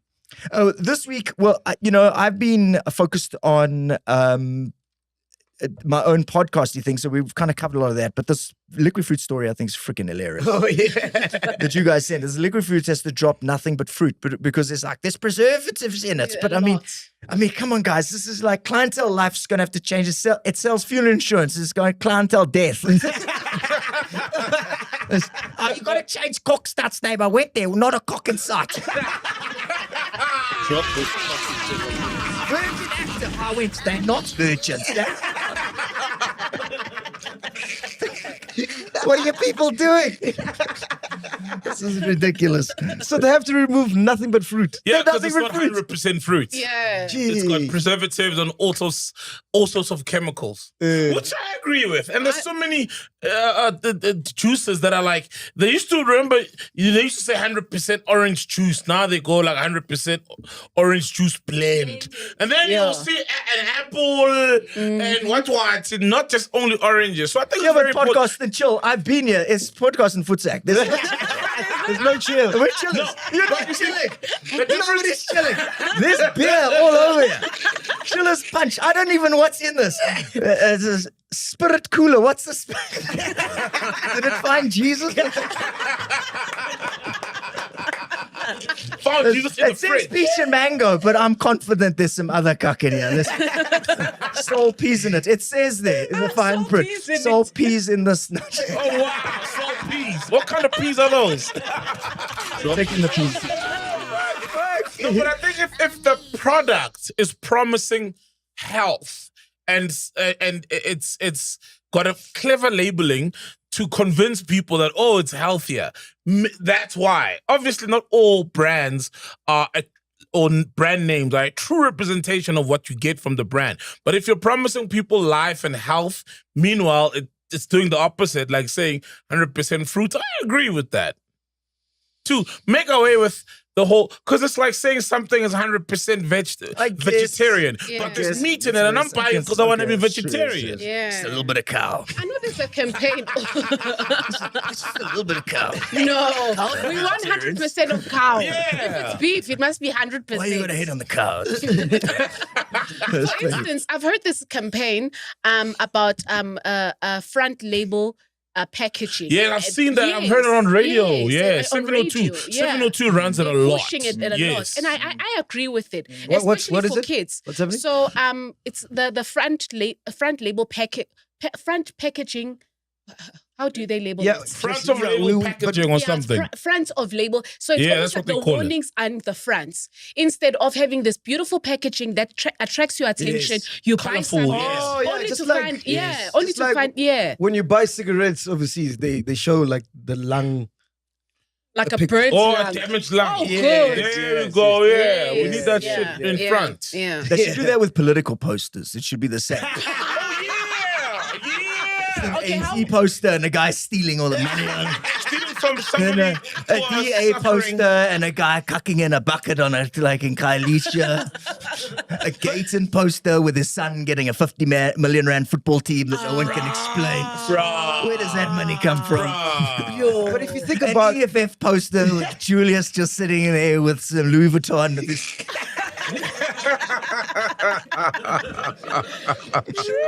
True. but if you A think about Floyd Shivambu poster with him leaving a party on the picture.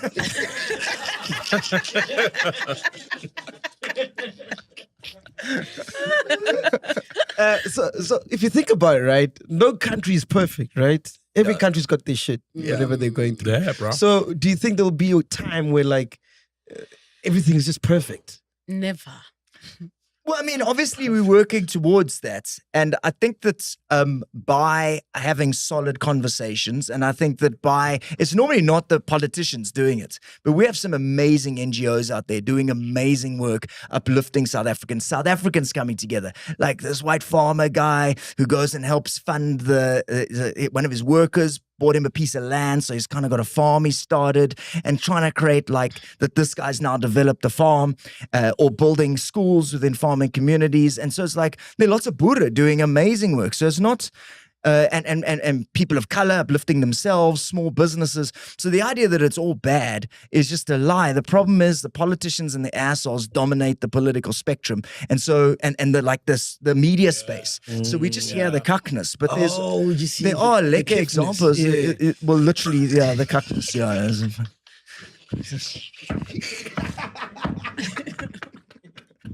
This guy who calls themselves a Kiffness. I thought it was a group, bro. I used to think it was a band. What is Yeah. band? Yeah. There's always been one guy. Got enough ego for one, but it would seem. But I think that we get a lot of people who shit talk South Africa, and then and roots. What's your gripe with Robersov? Well, it's more that he just needs to acknowledge how colonialism and apartheid gave him what he's got. Yeah. And Yeah, if not you a acknowledge single- that and acknowledge why we have the ANC, we threw them all in jail, bro. So just acknowledge, and it's not okay they're doing what they're doing, Yeah. but stop being arrogant about it. Okay, I get you. Because what it does is create space for, say, cancel BE. I think it's a stupid idea because BE is broad-based black economic empowerment, which is employment equity bit, where the employees will get a section of the business, where like Standard Bank must loan money to a certain amount of poorer black businesses. That kind of stuff is really good.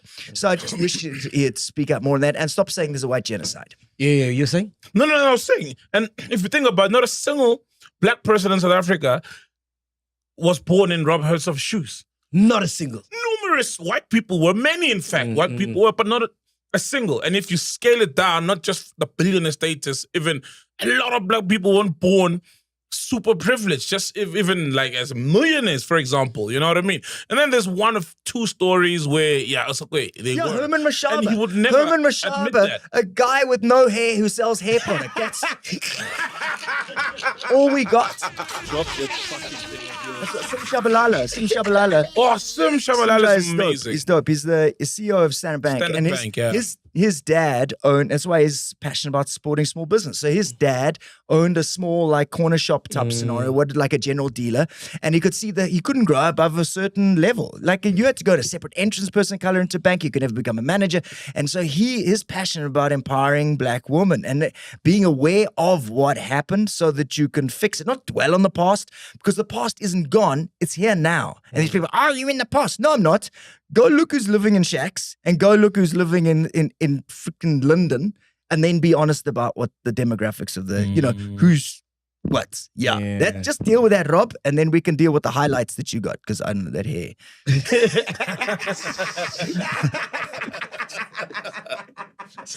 What breaks my heart, Pindu, because like you'll see niggas start up businesses, whatever, and at the end of the day, our own people are the ones that want to destroy those businesses. Yeah. That breaks my heart. Oh yeah, bro. definitely. Yeah.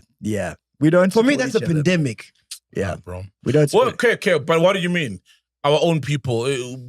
Give an example. Like for example, 'Cause I could be assuming the wrong situation. He means in my head. podcasters. no. Yeah. Because I'm thinking, because I know there's a white paper on the government trying to regulate now podcasts and say. So I'm thinking along those lines, but you could be saying something else. You mean No, black I'm people. saying like for example, drip, right? So Likao starts drip, and then someone gets a shoe that has some fault. You know what I mean? And then they'll go on social media and want to just destroy what he's built just because they got a fucked up shoe. But if it was Nike's, not. But was the shoe fucked up? Yeah. No. That's a valid. Yeah, the shoe was fucked up, though. Okay, the What's the question. shoe look like let's this? be real, right? But if it was Nike, no one would make a hoo about it. Oh, I would, bro. No, if I'm buying a 2K Yeah, you're or right. a 1K, But you Nike wouldn't sneaker say you for a wouldn't K, say you wouldn't say drip must fall. not must fall. Yeah, that's what I'm saying. I would post, and because if I'm buying a shoe by Nike for 1,000 rand, and mind you, that's a cheap Nike shoe. Yeah. Because you know the sneakers go up to whatever ludicrous prices. I would still go, this is unacceptable. Yes, but you wouldn't say Complain. We complain is fine. We're Don't allowed to destroy the complain Yes, on but black businesses. But we don't complain. We say it must fall. Yeah, yeah. No, but think about it, Mac. No, but think about it. If Someone will be complaining, and then others who don't even own the shoe or even know if they're bought. will be There like, we "Yeah, go. drip must Problem. fall." There we go. You nailed it. You That's nailed the it. problem. Because I don't think the person who's patronizing Likao or Drip as a black business is trying to buy it to show that it's a flop and therefore it must. Yeah. So that's not the guy who's gonna say close this thing down It's because the people who I say walk Comments into a underneath store to and be like, yeah, fairly. Yes, It must. yes, But this yes. is exactly what screwed up the EFF. They were the EFF are the kings of Twitter. We filled a stadium, but voting day. That's true. It's like the reverse of Trump. No, you're right. You're right. Complain, but my thing is, why must he shut down? Why There's must it always fall? No, we we know need who a owns sport. it. Therefore, valid lento there. We need a support. We need support. to, bro. Yeah. Puts Unity. like Red Got Bull, no more unity, fire bro. for life. Sorry? Puts like Red Bull, more fire for life. Hey. What's your take on that? What do you think about that? DJ's boo, I love it. He's like Gwede Montage's son.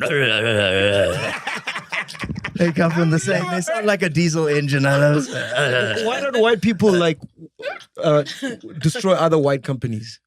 It's Like there isn't that culture yeah, of it's wanting to. Oh destroy. yeah, it's just Or because- cancel one another. Yeah, I don't know if I can speak for white people, but I think it's just because we live in a world where we're used to businesses being opened around us. I guess I'm totally spitballing. I have no idea. I don't think about white people like that. I think. I think also you guys, okay, in a South African context or an African context, you are a minority. It's always easier to remain united when you're minority. I don't know, I'm maybe bullshitting, but if there's only 4 black people in the whole corporate that's got maybe 400 employees, chances are those 400 black people, those 4 black people will really be united. Yeah. If they are Pedi or Zulu, yeah. So that's But what if it's happened. 400 blacks, Yeah. and some are Pedi, some are close, oh my So that's what happened. God. That's what happened post Carnage, the bro. party. And some- Yeah. It post apartheid is we all became so the whole goal was non-racialism, right? Yeah. We don't see Yeah. each other as black and white. Yeah, yeah. And then post apartheid, we're more racial. The India's the Indian. Gaten, there's a colored person. This kind of imagine. colored, yeah. Julius is black. And then Zulu things, Zulu. And the reason is that when there's not a lot of resources, you break into smaller groups and compete for those resources. So you want to. It's part of why white people are so confused in the States because they're becoming quite. Like we got to join together, we got to be because the idea of being white wasn't enough for them. They need to now become Proud Boys, and then it becomes some way of pushing back against kind of being lost as just the person within an environment. the Some of youth the- is white. They're competitive so advantage. divided, man. So I think that's what happened is because post-apartheid, the drive towards non-racialism isn't financially productive. It's much more better. Come support this Xhosa business, come support this Indian guy, come support, and I don't know, you break that down. We have to, if our government were running the economy properly, it'd probably be better. Yeah. Then black businesses would support each other. Yeah. Apart from your podcast, what else are you busy with, man? Dude, I'm touring the show, bro. Wow, It's so much fun. nice, It's called nice. Puppet Power. It's so fun. No, it's like it's absurd. I got this because I'm a ventriloquist, right? Yeah, So, you know, yeah, you guys yeah, have yeah. seen the stuff on America's Got Talent and so on. So what happens is, it's like in this show, it's Puppet Power because we saw that meeting in the White House. It was just like a meeting of puppets. It was Yes, that's why yes, Rupert yes, had to go yes. along. Definitely. And John Steenhuisen, he's Helen Zille and Ramaphosa's puppets, and so if Ramaphosa's cupcake, then Steenhuisen needs his own GNU nickname, Vetkoek, and then Oh yeah, he's become that now. do you know that Ramaphosa? That. Yeah. Do you know that Ramaphosa's? Jono! It's fucking weird. It's wild. Do you know that this is a real thing? Ramaphosa's spokesperson, his name is Vincent Magwenya. Cupcake has a Magwenya speaking for it. Oh, fuck it. So I'm touring the show that is like really, really fun. I've got an ostrich puppet who gives people relationship advice. Wow. Whoa, You know, bro. really like I make it out of two feather dusters and a croc. You have to kind of see it. It's just Yeah, man, that's absurd. some white shit, man. Yeah, it is Imagine when you actually. see that. Eh? But you will love it. Like Yeah. you'll go, I didn't know about this, Yeah. but it's very white Where's shit. it happening? All over. So I was in Durban this weekend. Nice. I'm back in Durban this coming man. weekend. Nice. Tickets at Web Tickets. Wow. Then that's the 19th and 20th. And then on the 2nd in East London, the 3rd in Gqeberha, the 4th in Knysna, and the 5th in St. Francis Bay. And then I'll be in Cape Town in February next year.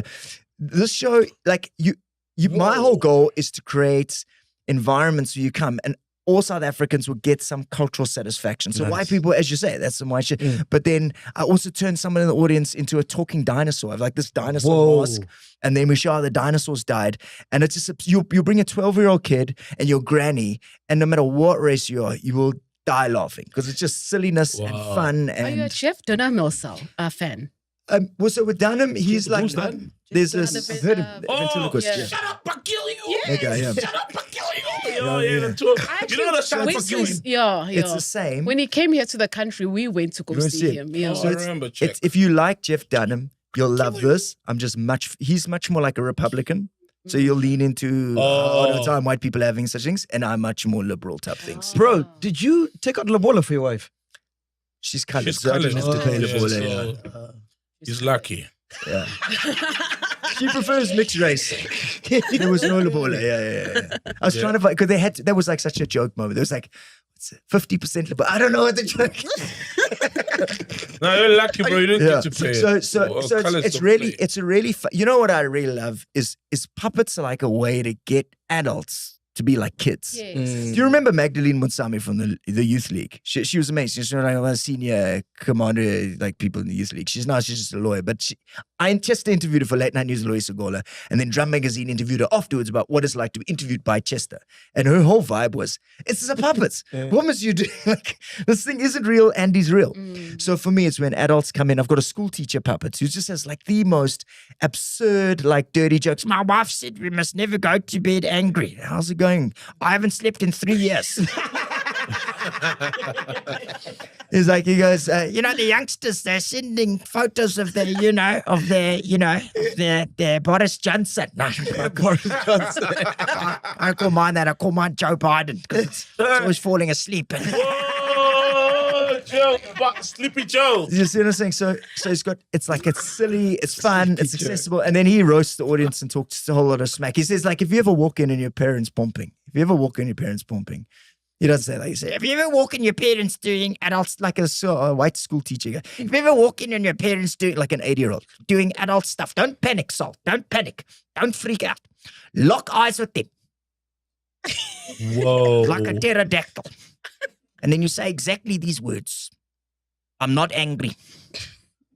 I'm just disappointed. They'll never pump again. So it's just like it's super silly, and everyone gets on board, and it's madness. I find it so funny how you speak about Chester like it's a real person. People he treat goes, Dude, in third person. Yeah, Dude, yeah. who? I'm like, yo, bro. it's you. It's you. It's you. I'm like, hey, you don't understand. You don't understand. I'm like, yo, bro. I've checked into hotel rooms under Chester Dame. This guy's Chester is like an institution. So Gwena Mantashe calls me Chester. Wow. Yes. He goes, Chester. That's what he does. I've gone to hotels for clients where they book me for their gig, and then I go, is there room for Conrad Koch? No. Is there room for Chester Missing? Yeah, is he? Yeah. Oh, flip. It's real, bro. Wow. So funny. Thank you so much for coming through, man. Shout Anything out, else you want to Conrad. say for Yeah, man, I'm a big fan. Sorry, it's not about anything to do with Chester or Conrad. I'm a big fan of Denzel. Huge fan. There's a movie here. Oh, I know where you're going. Bro, what a ball fest. I'm fucking angry. I've never watched the movie and got... Spike Lee, my nigga. I had to check saw who the the interviews. movie's about. I saw the And now interviews. it makes sense. They try to do the whole Black promo consciousness, thing. yeah. No, the promo thing where Denzel is going around talking all sorts of shit like an old man who doesn't give a fuck. You know, old people, they don't give a fuck when they're old. They just Proper talk. old things. And then there's No one will ever get cancelled, is what I say. You can't cancel anyone. I saw that. He's like, you can't cancel me. I'm still here. You can't cancel. Yes. And I'm like, okay, that's great. So there's a movie coming up. Great. And I was so excited. And I remember when Denzel had the mustache. And then I think it was the Magnificent Seven movie that was about to come out. You know when you see an actor doing the whole PR thing where they are more visible in the space? Yeah. And they're working on a movie. Similar thing with 50 Cent now with the he lost weight, he looks older. Gandhi's playing, is it Balrog? Is it Balrog on Street Fighter? Yes. Yeah. So then I watched the movie. Then I'm like, I'm bored. Let me check out a movie. It's the highest to lowest. You know what? It's like a random episode of a series. I don't know. I watched it. I don't know what I watched. It's like a random episode of a terrible. series. When I was It's terrible. I was like, what the hell? What did I just watch? It's forgettable. And you're angry because you can't get that 2 hours back. No, you're Bro, right. Denzel. The expectations went from highest to lowest. It was terrible. Yeah. Oh, man. And because I'm like, there's no way they can miss. Dude. During the movie, I'm like, okay. There's something. It's Spike Lee. Bro, There's something. something. Something is Hey, coming. Rocky's the bad guy. Yeah. Rocky, dog. dude, ASAP. It's the villain. It's the Yeah, villain. he's the villain. Yo, and I'm like, oh, no, man. And that's how, you see, as a person who's not like into movie production, I'm not a movie fundi, that's how you know how important, that's how you realize how important the script is in the movie. Because you've got the best actor and an iconic director, but the script is shit, clearly, because even Denzel's amazing experience couldn't bring this thing to life, couldn't raise it to life. The only thing that I liked is they portrayed black people in with excellence. Yeah. So he's a black guy who owns a big That's company. how you can tell a black guy is behind it, where there's a black CEO. Yeah, it's a black CEO. The lead cop is black. He's black. All And the the leads white are guy black. is the subordinate. Subordinate. Yes. And then I was like, that's how I could tell, okay, a black person. I mean, a black cop is calling the shots in a Hollywood movie where they set up for a whole And he lives in a penthouse there. Yeah. He's got a driver. Yes. So the movie was great, it was cuck, but the politics was on point. The representations, the politics were on point, but the politics. movie's shit. My bro. wife's You problem. left me hanging. They're laughing at that. They're laughing at the fact that you left me hanging. Okay, try Who? again. No, Chester left you. Oh, Chester Bean, bro. But you did say Dick, Chester I'm sorry. like, Chester's He's a hands are dick. like, you know. I know. He's got But problems. God's hands work. Good. He controls his own hand. It's not his hand you're saying. controlling the body. But like in a fact check. Ah, go that straight movie hurt me. You say? Any Big question time. you want for Conrad?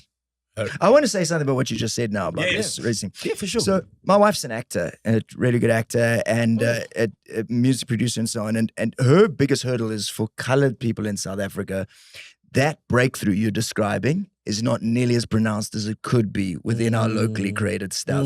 So you'll be less likely to see a middle. She grew up in Belhar, in Old Belhar, which is more like it's kind of like her house she grew up in was nicer than the house I grew up in Rondebosch. So she had a pool, and her dad was like this amazing guy, and well, for some degree, for the most part, but the concept of that you just have a middle class like Blackish, you know, in Blackish. Yeah, like Blackish. everyone's like they're stylish, they're cool, the problems are relatable, it's self-reflective, it's got some like nuance. You got someone who's working class who sounds like that accent, but then you got someone who sounds like their Model C, and there's complexity, and you're shown as not this monotone type of person.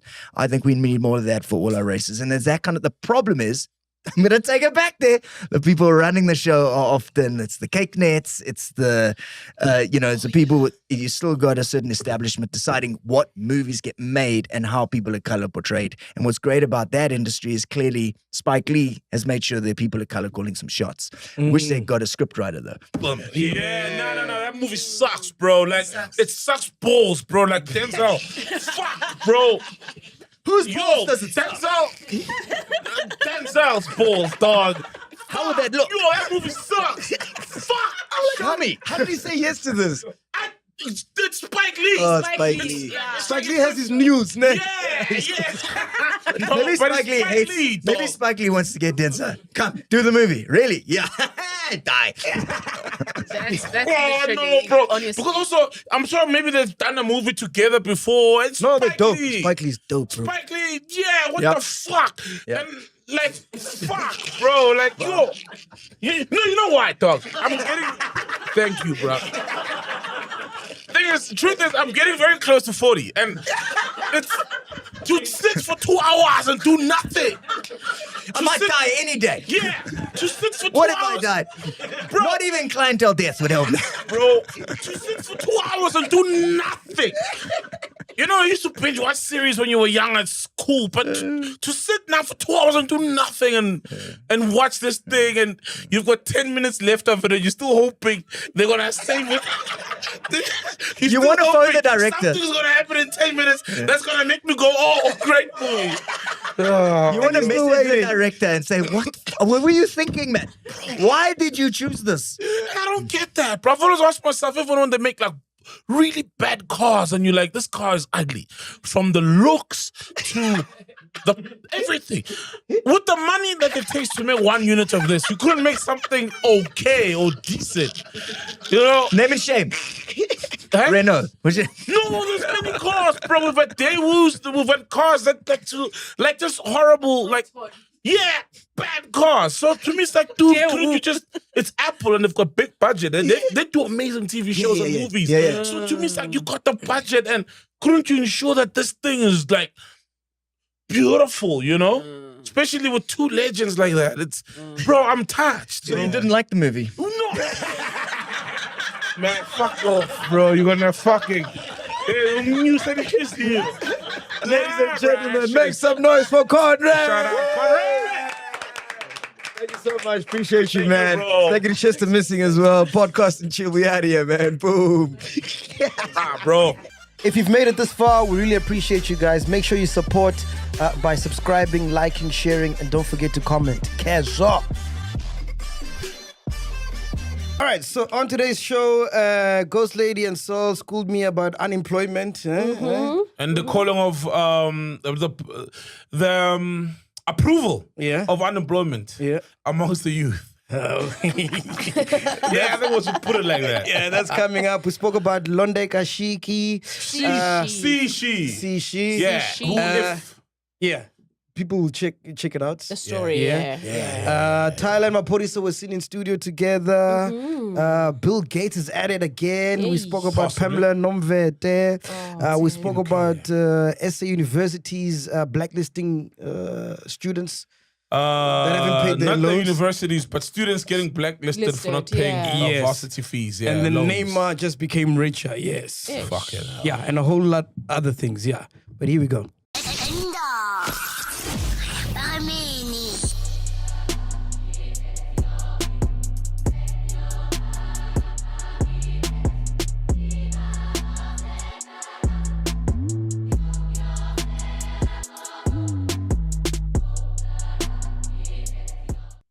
Dude, I forgot to tell you last week. Chris Excel sent me a screenshot, man. Oh, snap. Yeah. The Chris, what? You guys are on WhatsApp together? Yeah, I've got his WhatsApp number. Oh, No, I just have his WhatsApp number. Oh, okay. he doesn't answer your video calls, right?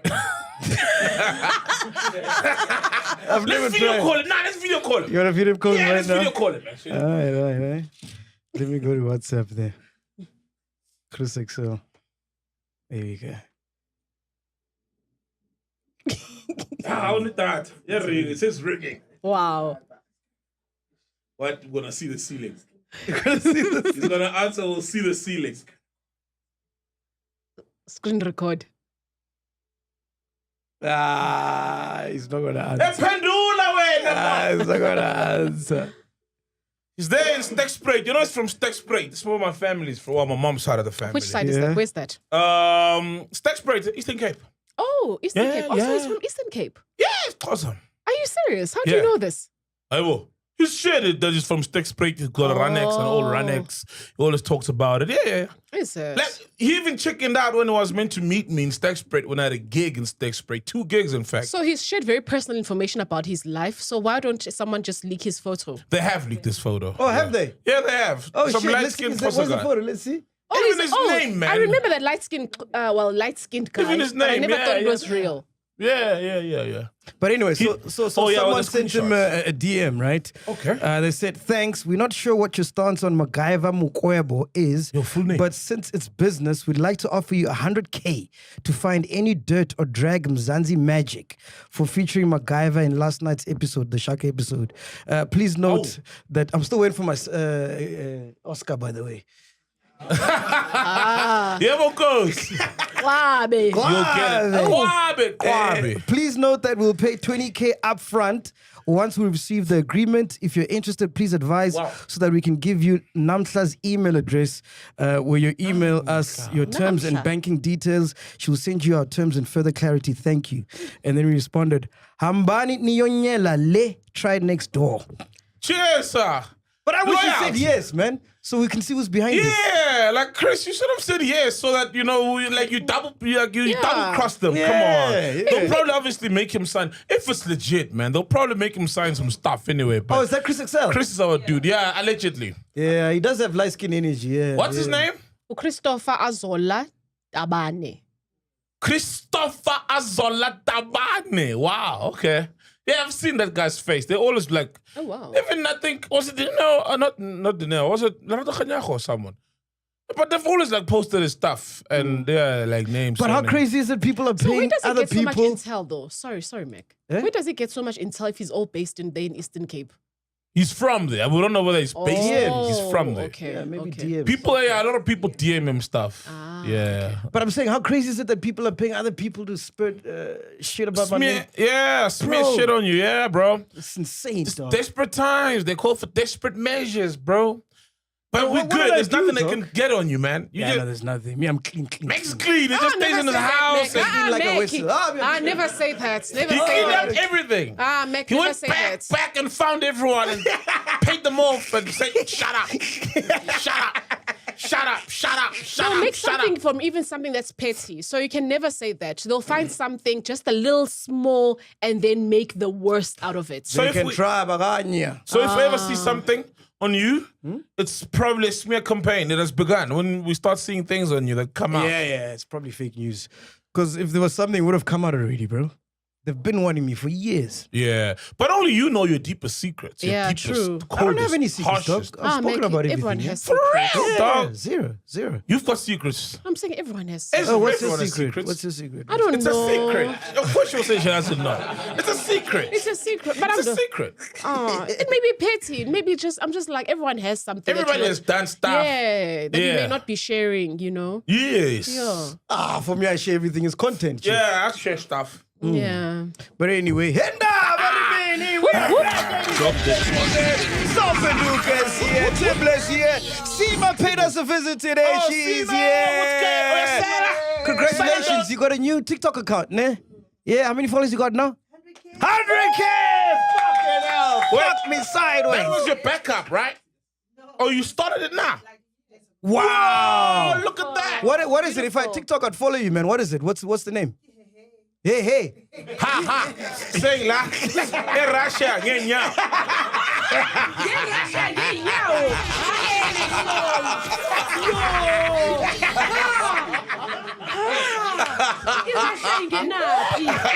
Hey, ha ha. You know the song. Sing la. Ngenya. I'm glad she's laughing too. Man. That's what this network is about, man. You know? Yeah. From Russia with love. What's the handle? You're on TikTok. You must follow it, dog. Yeah. Yo. Let me type it. Hold on. How do you spell it? Okay, so it's H-E with the smiley face. H-E. H-E. H-E. And then it says Sima sometimes. See what? Jeez, this is so long, bro. That's why I said hey. Oh, Hey, Sima. Hey, Sima. Yeah, that's why. Oh, you know my smiley face of a Nokia. Remember, like before, it's not an emoji. It's like the colon, bracket, colon close bracket. Whoa, yeah. Ghost ladies here, Doomies here, Doodoo is here, Shots is here, Tato is here, Noah is here, Fat Chick is here, Simpi is here. Man on the spectrum. Where do you guys want to start, man? Should we start with the unemployment story, man? It's really sad. Fuck, I feel like we speak about unemployment every week on the pod, bro. Because it's the biggest issue. It's the biggest challenge facing the youth, bro. Here we go. South Africa is facing a wave of job losses that is deepening the country's unemployment crisis. Employment and Labour Minister Nomakosazana Meth has warned. Bro, that's wild, man. The future of employment in Mzansi rests on meth. Hold on. No more Kosazana. Who? You are the reason people are unemployed. No more Kosazana. Who? Meth. Nah, man. Kosa surnames will have you, bro. How is her surname M-E-T-H? Meth. I got no idea, bro. What in the new bro? Like. No, man. No, but how I get more August, July, maybe there's always like about April. You know, there's April. Kosa surnames, like from March to all year round, you'll get a Kosa surname. No, from January to January. January. January. Remember? Yes, December. Yes. Okay. That's November. December. Meth highlighted closures and retrenchments in key sectors, including manufacturing and automotive. ArcelorMittal, South Africa's impending shutdown is expected to cost 3,500 direct jobs and effectively roughly 100,000 downstream positions. Ford Motor Company SA plans to cut 474 jobs across its Silverton and Strondale plants, while Goodyear's recent closure led to 900 layoffs. These are just not numbers, but people with families and children to support, Meth said, stressing the human impact of job cuts. Efforts to preserve jobs, such as the 416.8 million rands allocation from the Unemployment Insurance Fund under TERS failed when companies could not guarantee no retrenchments or failed to apply for any assistance. The minister cited broader economic pressures, including global trade tensions, rising electricity costs, imports, and efficiencies in state-owned enterprises as driving job losses.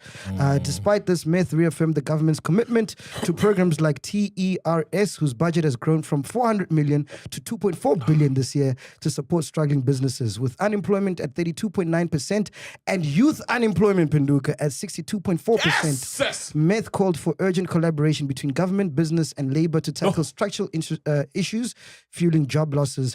And we also saw people marching in Pretoria from one company to the next. Ne, dude, you know? Yeah, man. What's your thoughts on that, Penduka? It's sad, bro. But there's this weird thing that our leaders do. They always warn us. Like, you're the Minister of Labor, and then you're warning us of the high unemployment, you know, when some of your comrades are the reason for the high unemployment. Yeah. I mean, the thievery, the stealing that happens, Eskom, electricity, it's so hard to produce stuff, especially companies that produce and that use heavy electricity, like ArcelorMittal. And then on the other hand, it's also the imports, because ArcelorMittal, for example, closed, number one, because it's expensive to make stuff in South Africa. Number two, because of the Chinese imports, on metal imports, you know? Same with everything else. with the motoring industry, you know, all these international manufacturers locally that are leaving because number one, okay, also VWs are fucking expensive. People will just buy a Jetor. But we got to decide, like, and all our, I think, policies need to match our goals because we're still importing the cheap metals from China. We're still importing the cheap clothes, the cheap cars, and that's going to have a ripple effect. So it's like the one hand is working against the other, you know, apart from the expensive electricity, but the imports as well. So either we want to protect our local jobs or not, or we want to keep them and then say, fuck you to the Chinese, but can we say fuck you to the Chinese? Yeah. And you know, there's no greater time to actually start a business than now. Yeah, like there's bro. AI, there's the internet, there's no regulations. You don't need the government, bro. On the All you internet, need is an yeah. idea, a solution to a problem, and boom, you've got a Push business. it, yeah. You understand? True. So this whole thing of us relying on the government to solve the unemployment rate, it's not going to happen. It's just going to increase because they don't give a fuck No, about but you us. see, no, the government needs to be held accountable because sometimes, Mac, not all businesses maybe live online. And sometimes you need that electricity to work. You need those roads to be safe. You need the hood to be safe. Imagine if the hood was safe and you're providing 24-hour delivery of something. Chances are your delivery bicycle, if you're starting with, is going to get robbed at some point. So at some point, we need the government because they provide those things, safety, infrastructure, cheap access to certain resources. So we need them to come to play, not to provide jobs, but to do the bare fucking minimum, bro. Fact checker, you're Gen Z. What's Bare your take, minimum. man? The lights. Thank Like, the streets are dark. It's fucking annoying. Bare minimum. Oh, God, you're unemployed. No wonder you're so passionate. I forgot. I forgot. Nigga, after like it's today I'm starting to be passionate. My passion has never waned. No, I'm kidding, man. Fact checker. To come to what Saul said about government, please do remember that I'm not sure exactly what the stats are, but 80% of our sector, business sectors in South Africa are privatized. You get me? There's private hospitals, there's private stores, there's private everything. So even if government was to open up the platform for young people to start working, it won't cover the unemployment rate in South Africa. It will make a difference, but not a big difference. It will make like a small difference. What government needs to do is regulate laws for private businesses. That way they are able to actually hire our young people. Because at the moment, private companies are doing their own thing, you get me? And we're crying. Example, restaurants, our hospitality sector, there's a lot of illegal foreigners that are working in our hospitality sector. And this is from private companies when they could actually regulate how illegal foreigners or foreigners get jobs in South Africa. That way it opens up the hospitality system to younger people who are unemployed. So I don't even think government can control it as much. Yes, they do have a play in it, but I don't think they have such a big play in it. I stand with fact checker. No, they have played it, definitely. If not a... Oh, man. Parastatals, for example, those used to employ millions of people. And they've been crippled because the guys are stealing electricity. I mean, they're stealing money. They're giving, you know, resources to their friends, etc. So, I mean, Transnet, you name them. All those parastatals, a lot of them, you know, were employing young people. So directly, they also have a huge responsibility and for this whole thing that is happening. Let's not excuse them. I got some comments from chillers. Cutie_creditor says, I think it's time for the youth to get out of their houses and show this government what we are capable of. They are too comfortable now and they've forgotten the power we hold. At PDog6917 says, the issue is that big companies hire people of managerial positions earning a big fat salary with company benefits while the people doing the actual work earn peanuts. On top of that, they will still get cut off to sustain the salaries of managers. Liquid Nation says, while large companies play an important role in the economy, the government has consistently overlooked the true driver of employment, SMMEs. These businesses often employ between 5 to 15 people, are crucial in bridging the unemployment gap. And lastly, the minister and the administrations she has served under are to blame, so we're expecting to hear a plan to resolve this, not a diagnostic of the state status quo. The people see and feel what is happening on the ground, and what solutions is her and her administration coming up with in light of the various factors she has outlined as the causes for decline. Ghost Lady, your thoughts? Okay. Yes, unemployment is a big issue. But I've recently come across something where it said, obviously there's a whole talks of unemployment, but we're not appreciating of there are a lot of employments as well, because there's a lot of people who are also employed. As much as we fail to appreciate that a lot of people, yes, are employed and are working and are helping their families, that to a point that we get so stuck on and maybe even the stats may not even be correct. There's a no, seriously. Cook. No, cook. I fucked up, and then Ghost Lady's like, hold my beer. You're making this stuff up. She's just making it up. She's making this stuff up and she's going along. And she's not. like, ooh, now she's... I'm not. She's locked herself in a dead end and she's looking around like, how am I doing? Like, No. Okay, we're all ears. Yeah, no, I'm not. I'm just sharing that we fail to also appreciate the people who are employed. That there's a lot of people who are also employed. Nah, there isn't. Then why would the really? unemployment rate would be high? 60% of the youth is majority of the youth. Yes. So you can't say the let's look the at the 38% are a lot. They're not. Because there's more people in their homes than in workplaces. We're not including those who are working from home, because those we don't see. No, of course. We don't see in the streets. They're in the computers earning their money. Yes. You know? Yes. So there's most people. It's a crisis. What you're trying to say is not a crisis. If you've got minority of your people not in Russia, Yeah. unemployment rate is 2%. There's No. Seema's That's not a laughing. crisis. I found out this doing your research, Seema. I was doing your research and I found this out. Which I was like, oh, that's why they want us to come there to do whatever they want us to do. America 4%. America 4%. You see, that's not a crisis. 60% youth. Yes. Remember, the youth is the one sector of our population that is meant to be active. You're in your 30s, 20s. Let's say your all kids were the youth. energy. That means only one is working. The other two are not. Yeah. So we can't focus on the one that is Yeah, and working. say, at least there's a whole human that's working. We're not appreciating the one human that is actually leaving here, ironing in the morning and presenting themselves neat and ready for production in the workplace. So guys, it's a crisis. We can't gloss over it. We can't, look on the bright side. And I get what you're trying to say and where you're coming from, but guys, it's a crisis. Anyway. And it's a crisis that leaves all of us.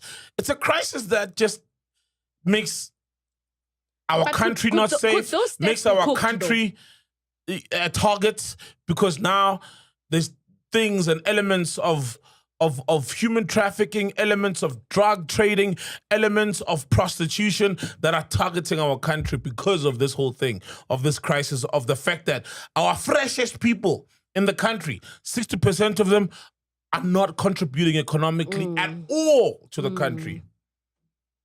Yeah, and moving right along, man. If you're a baseball fan and you're unemployed, paga machela, because at Hollywood Bets, they're giving you the chance to step up the plate and win your share of 30,000 rands. That's a 30,000 Rand prize pool, and getting your chance to win is incredibly simple.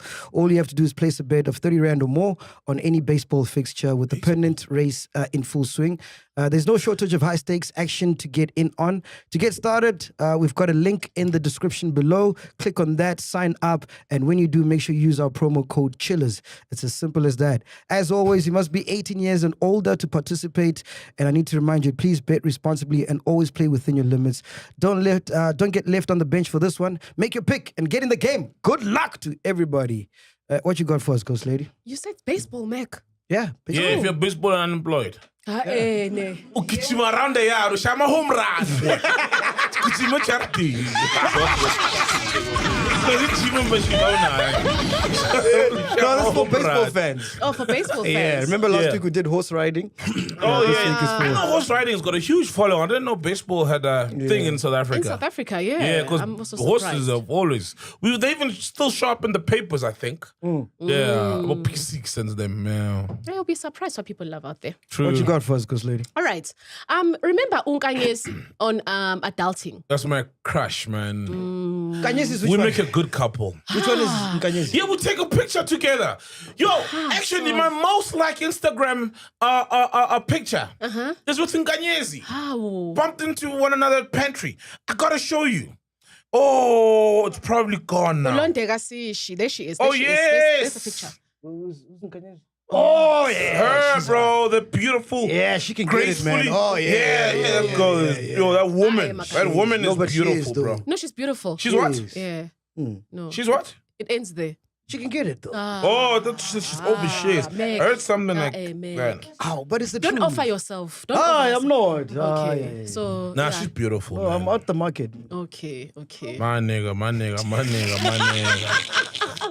I'm looking for the picture with her. What about her? So there was a story, right, that came out. So Oh, yes. Oh, yeah, you do make it. we must share a picture. Beauty and the Beast. Huh?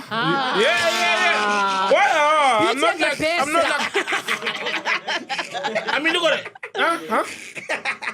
it. Yeah, Beauty and the Beast. Ngiyadlala wena solo cute, yes. Yeah.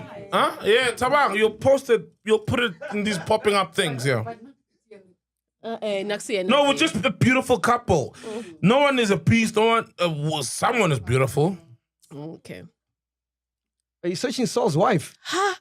Oh, you're not gonna find my wife. You're not gonna find my wife. Forget it, poison.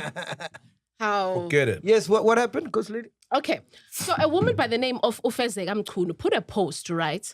Just obviously just basically accepting defeat and claiming that her marriage is ending with with a name guy by the name of Usabelo Machos, and claiming that, and it's not a secret of what has caused their marriage to end. It's being obviously infiltrated by another member, and Okay. that being Londeka Sishi. Okay. That's Kanyes. Okay. So she put out a post and just that. Okay, but did she name her? Yeah, she named her. Ulondek. Yes, Oh, yes. she named her. On the post, yeah, she said like the person who contributed to the failure of our marriage is Ulondek, and then it's almost like she's saying that let them go to be together with the husband and move on. She has like finally just stepped out, and Oh, by the way, Chris Excel just responded.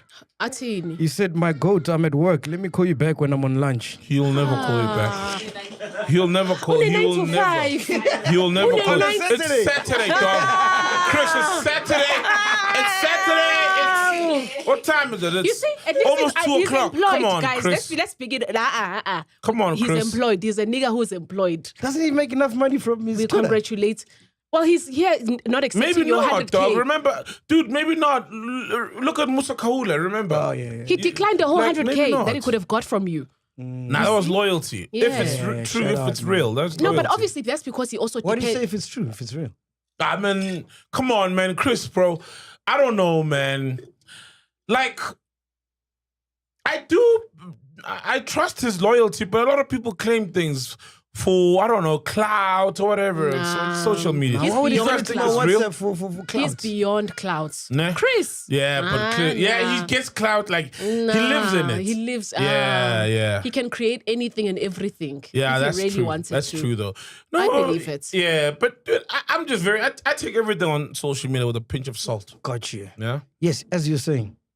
All right. So from this post, now a lot of people Mm. started posting saying that Ulondeka, this girl known as Nkanyezi from adulting, she's popular for that, taking people's Nah, getting into come on, marriages. no ways. Yes, so that was Nah. the claims. Like it was a lot of people just attesting to this, and also another one that she's also been with Utemkosi as well. Makes sense. It looked too real on adulting.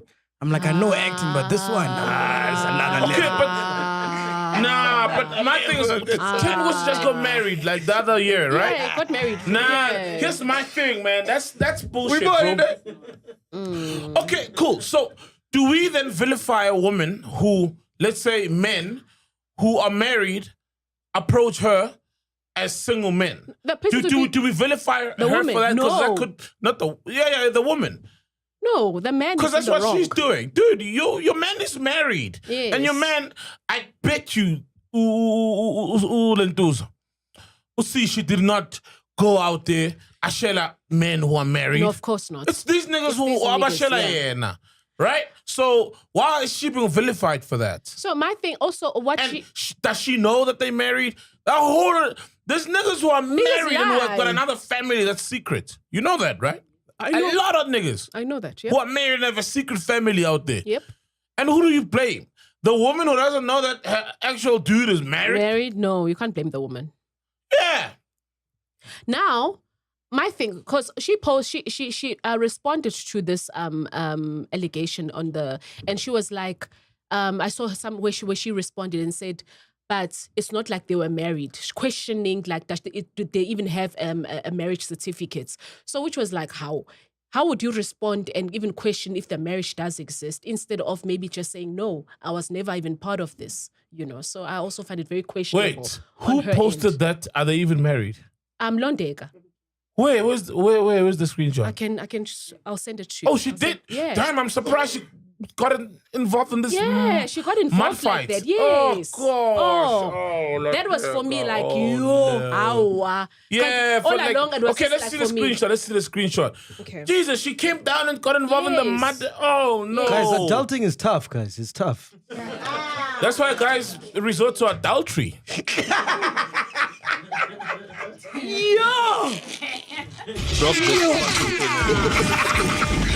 Let's see the screenshots. Go say. It was on my Pepandaba. I saw this. Hey, my pepanda. Oh, Londera, Sishi. I'm gonna send. So she's single. Like she's not seeing anyone. She's amazing. She's bro. single. Okay. Amazing woman. Okay, I'm sending this to Shorts quickly. Londera. Yeah, I only know her as Kanye. Yeah, and I've met her and Kanyezi. I met her once, and then I met her and her siblings. They seem very well raised kids. Like her, I think she's the oldest. I'm not sure, but it was like a sister and a brother, younger, but very well mannered, good kids, man. Very well So obviously raised. you have to zoom in. This is what There's- she So what's said. this? Yeah. So what's this? This is the post. Her responding. Her responding. What does it say? I can't see Is clearly. that a DM? It looks like a DM. Yeah, Is it's that a a DM. DM involving Londera?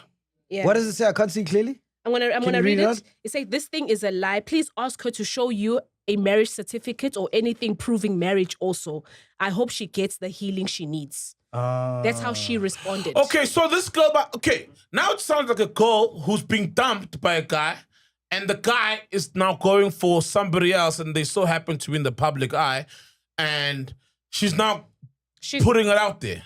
Yes. It's like if Mnaga leaves you Yes. for a celebrity woman, and then Yes. and okay, but you guys are married. But let's say you No, weren't, if we and are- even if you were, Yeah, right? whether and we then, are or not, and yeah. then you're like, she's taking my man. Hey, man, no one can be taken. Niggas leave. Niggas don't get taken. Like they're a and you named it Pace. And then another girl sees it and takes it, and then you're like, no, dude, your pest grew legs and wanted a different owner. You know, who's gonna feed it with something. So, no, but that's the thing. We gotta stop acting like men are things that get taken. Hibo, Sima, there's the mic. Kuluma, Sima. Oh, but you're fuckers. Okay, but nah, bruh. The target should be the man to say, yo, my niggas out here hitting on celebrity women. This niggas be going out there with the celebrity girl. What's this? Blah, blah, blah, blah, blah. By the way, girl, she's got a man, and I'm the man. But don't vilify her unless she's the one who shall out your man.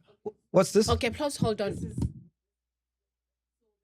Because it's when Saul was saying a man can't be stolen, whatever, it sounds like someone left you, moved on. So from her response, the woman who was married to the guy, you can see that she was saying that it's this response. She's saying, man, I already moved on from this thing. Can you read it? I'm okay with it. Can you read it first?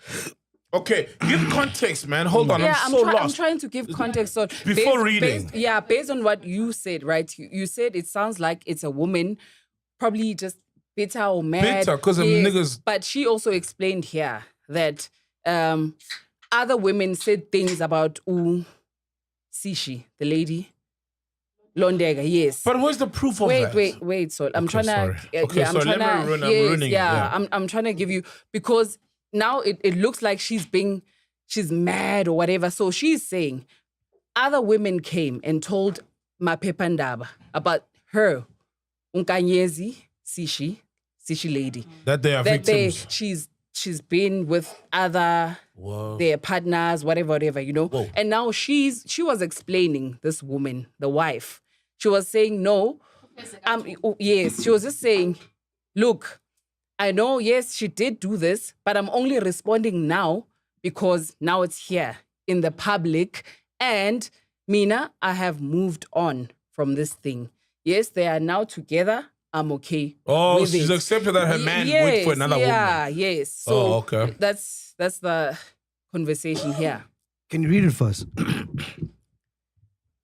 Okay, so Maphephandaba said, she stole your husband, and then she responded, she knows exactly what she did.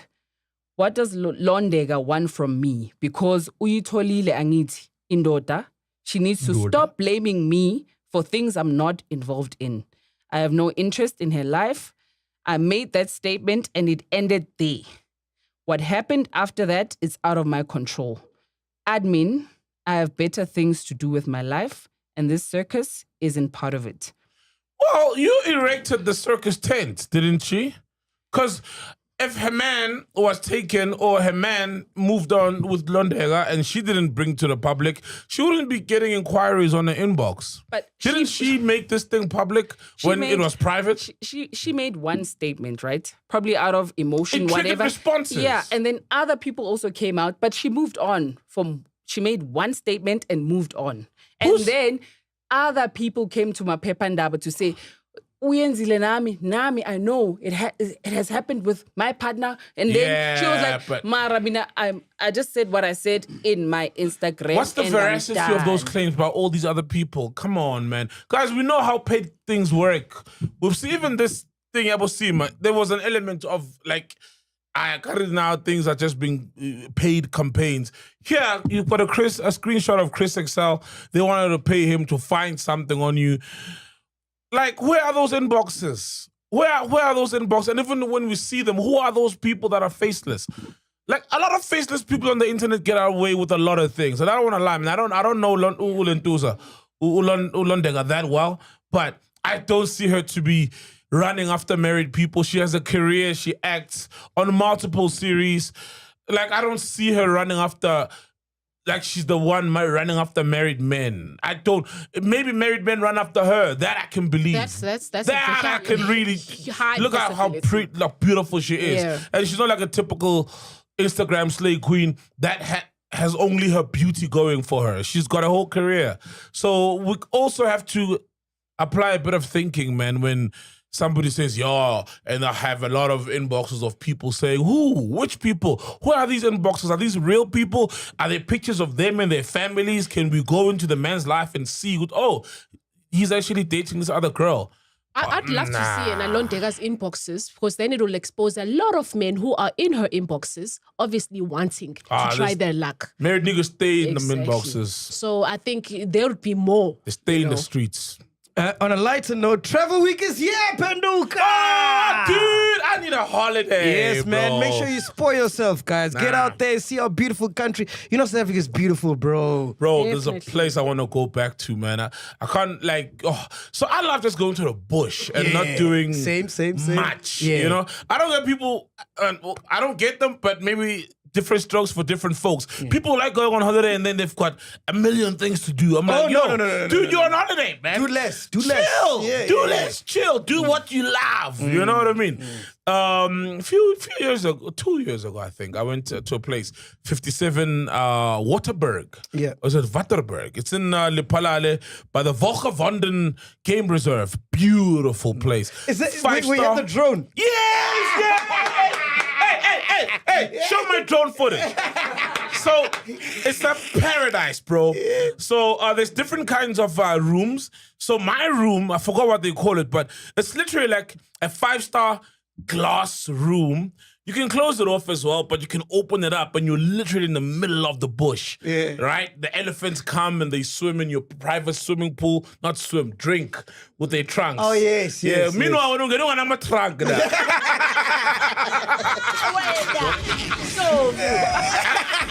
I have other drone footage of the pool that I shan't talk about. But that place is beautiful, bro. Paradise. And this game reserve, game drives, like 2 times a day. It's early morning. I always suggest go for the early morning game drives. They're the best. Weren't you hanging, dog? Eh? Weren't you hanging in the morning? Not every day, dog. But at some point, I kept on missing them because I'd wake up. But then we made it a point because they've got the big 5 in the Volgevonden Game Reserve. Beautiful, bro. Bro, majestic, beautiful animals. They've got spa treatment, amazing. I forgot the guys, man. I remember when I left there, I knew everybody's name.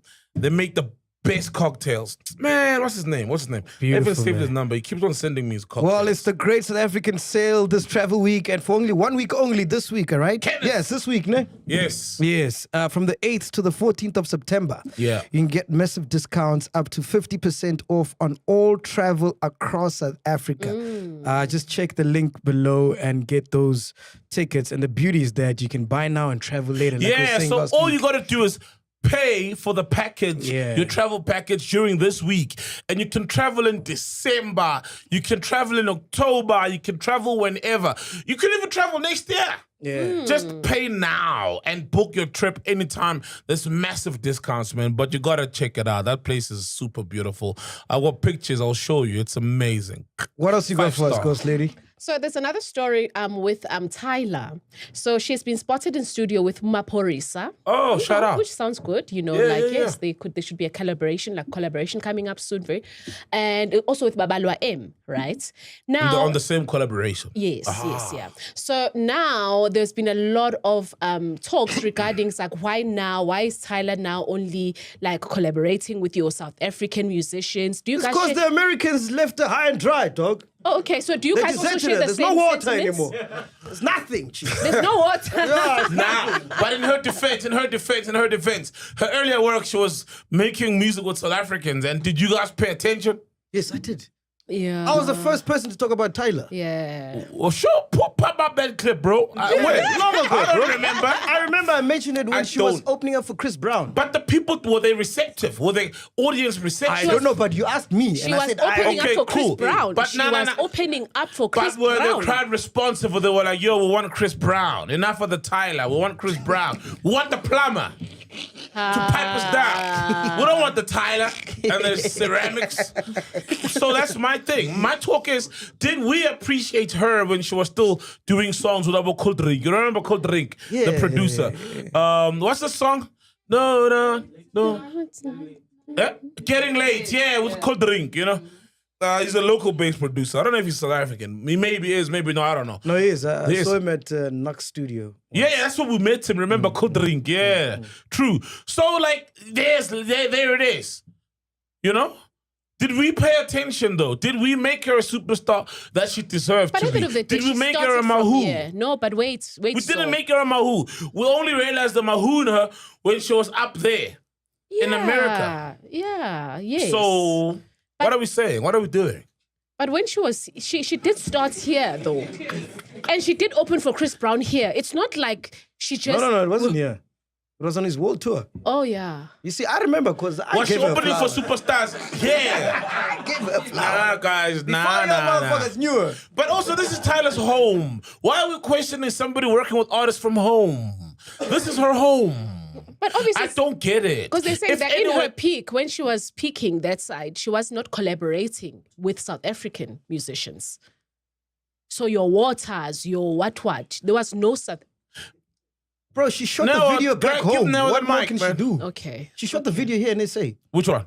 All of the video, most of the videos. Yeah, I know Oh, you with see Ghana. now. I know with Ghana, the Yeah, music that, video with Ghana. Yeah. So why are They you want a city unhappy? girl then? from Joburg. Yeah. Yeah, she shot. You see, it's that cancel culture that you spoke about. Oh, man, I then get one that of us wanting to drag the other one of us down because of the heights they've accomplished. Like, what are we doing, man? So Tyler can't come home. So, bro, man, this is like when things don't quite work out, or even if they do work out, and then they're like, yabo? Why? Yabo? That's exactly what we're doing. Let's stop this bullshit, man.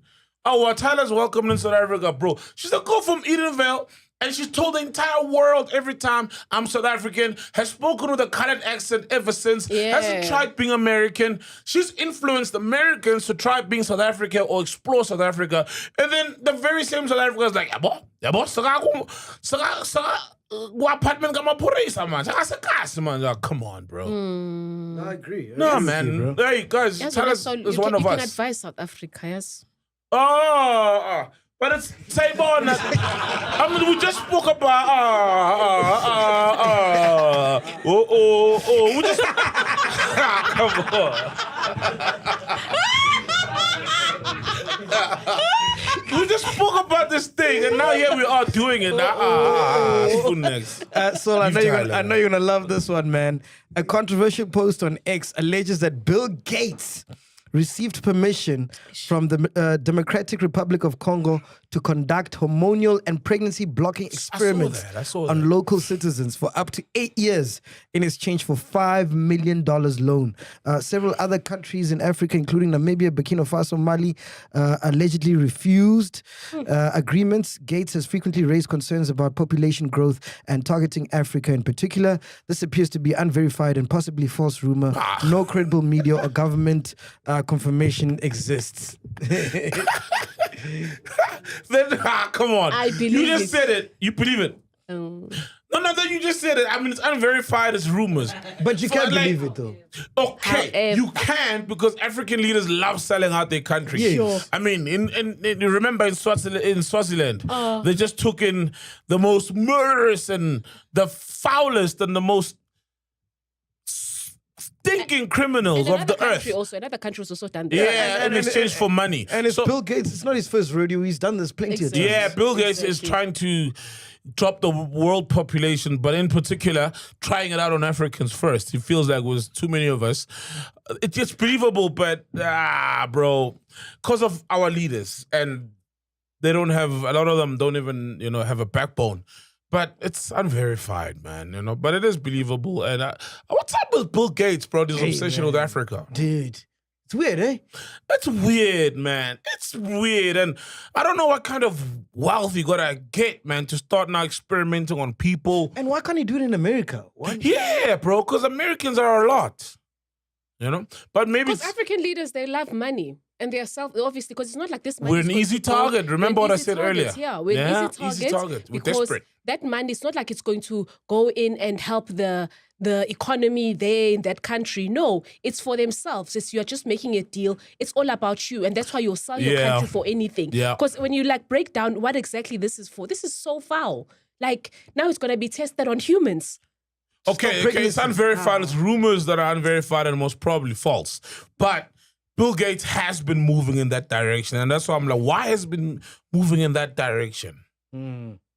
Also, I don't know if you guys saw the story, but SA University slammed over plans to blacklist students for unpaid fees. Ooh, I saw that. Yeah, so there's a growing uproar as universities are apparently planning or to continue reportedly blacklisting students with unpaid fees, effectively blocking them from employment opportunities. The Economic Freedom Fighters, EFF, have been praised for advocating on behalf of 17 billion worth of student debt. They argue that if the government can bail out ESCOM with 245 billion, then Imagine. student debt relief should also be feasible. Fact checker. There we go. The bell tolls. Don't ask who the bell tolls.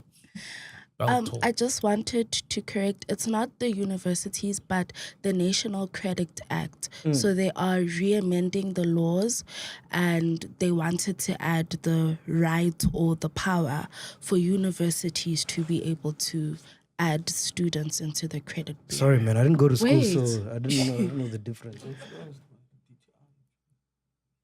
Well, okay. That was Now correcting saying- fact checker. He does right now. He does not want to grab the mic. But in case you're wondering, that's what's happening. That was currently correcting fact checker, but it's too shy. Now is saying that it is influenced by DTI, but the law is being amended by the National Credit Act. So what is it? They want to blacklist students who are not paying back the loans. Yes. So if you have a student loan or you owe the university This is a certain... NSFAS, right? Yes, NEFSAS and other students, like private students and stuff. If you have an outstanding amount in your student debt, instead of it being scraped, they can take you to the creditors. Who's got a student loan? Yeah, who had actually? That's a question I'd love to ask someone. Like, Tato. how much do you have to pay back? How is it Yeah, Tato had a quantified student and all? loan. Yeah. You paid it back with pussy. Wait, man, wait. You got. What do you mean, man? What do you mean, man?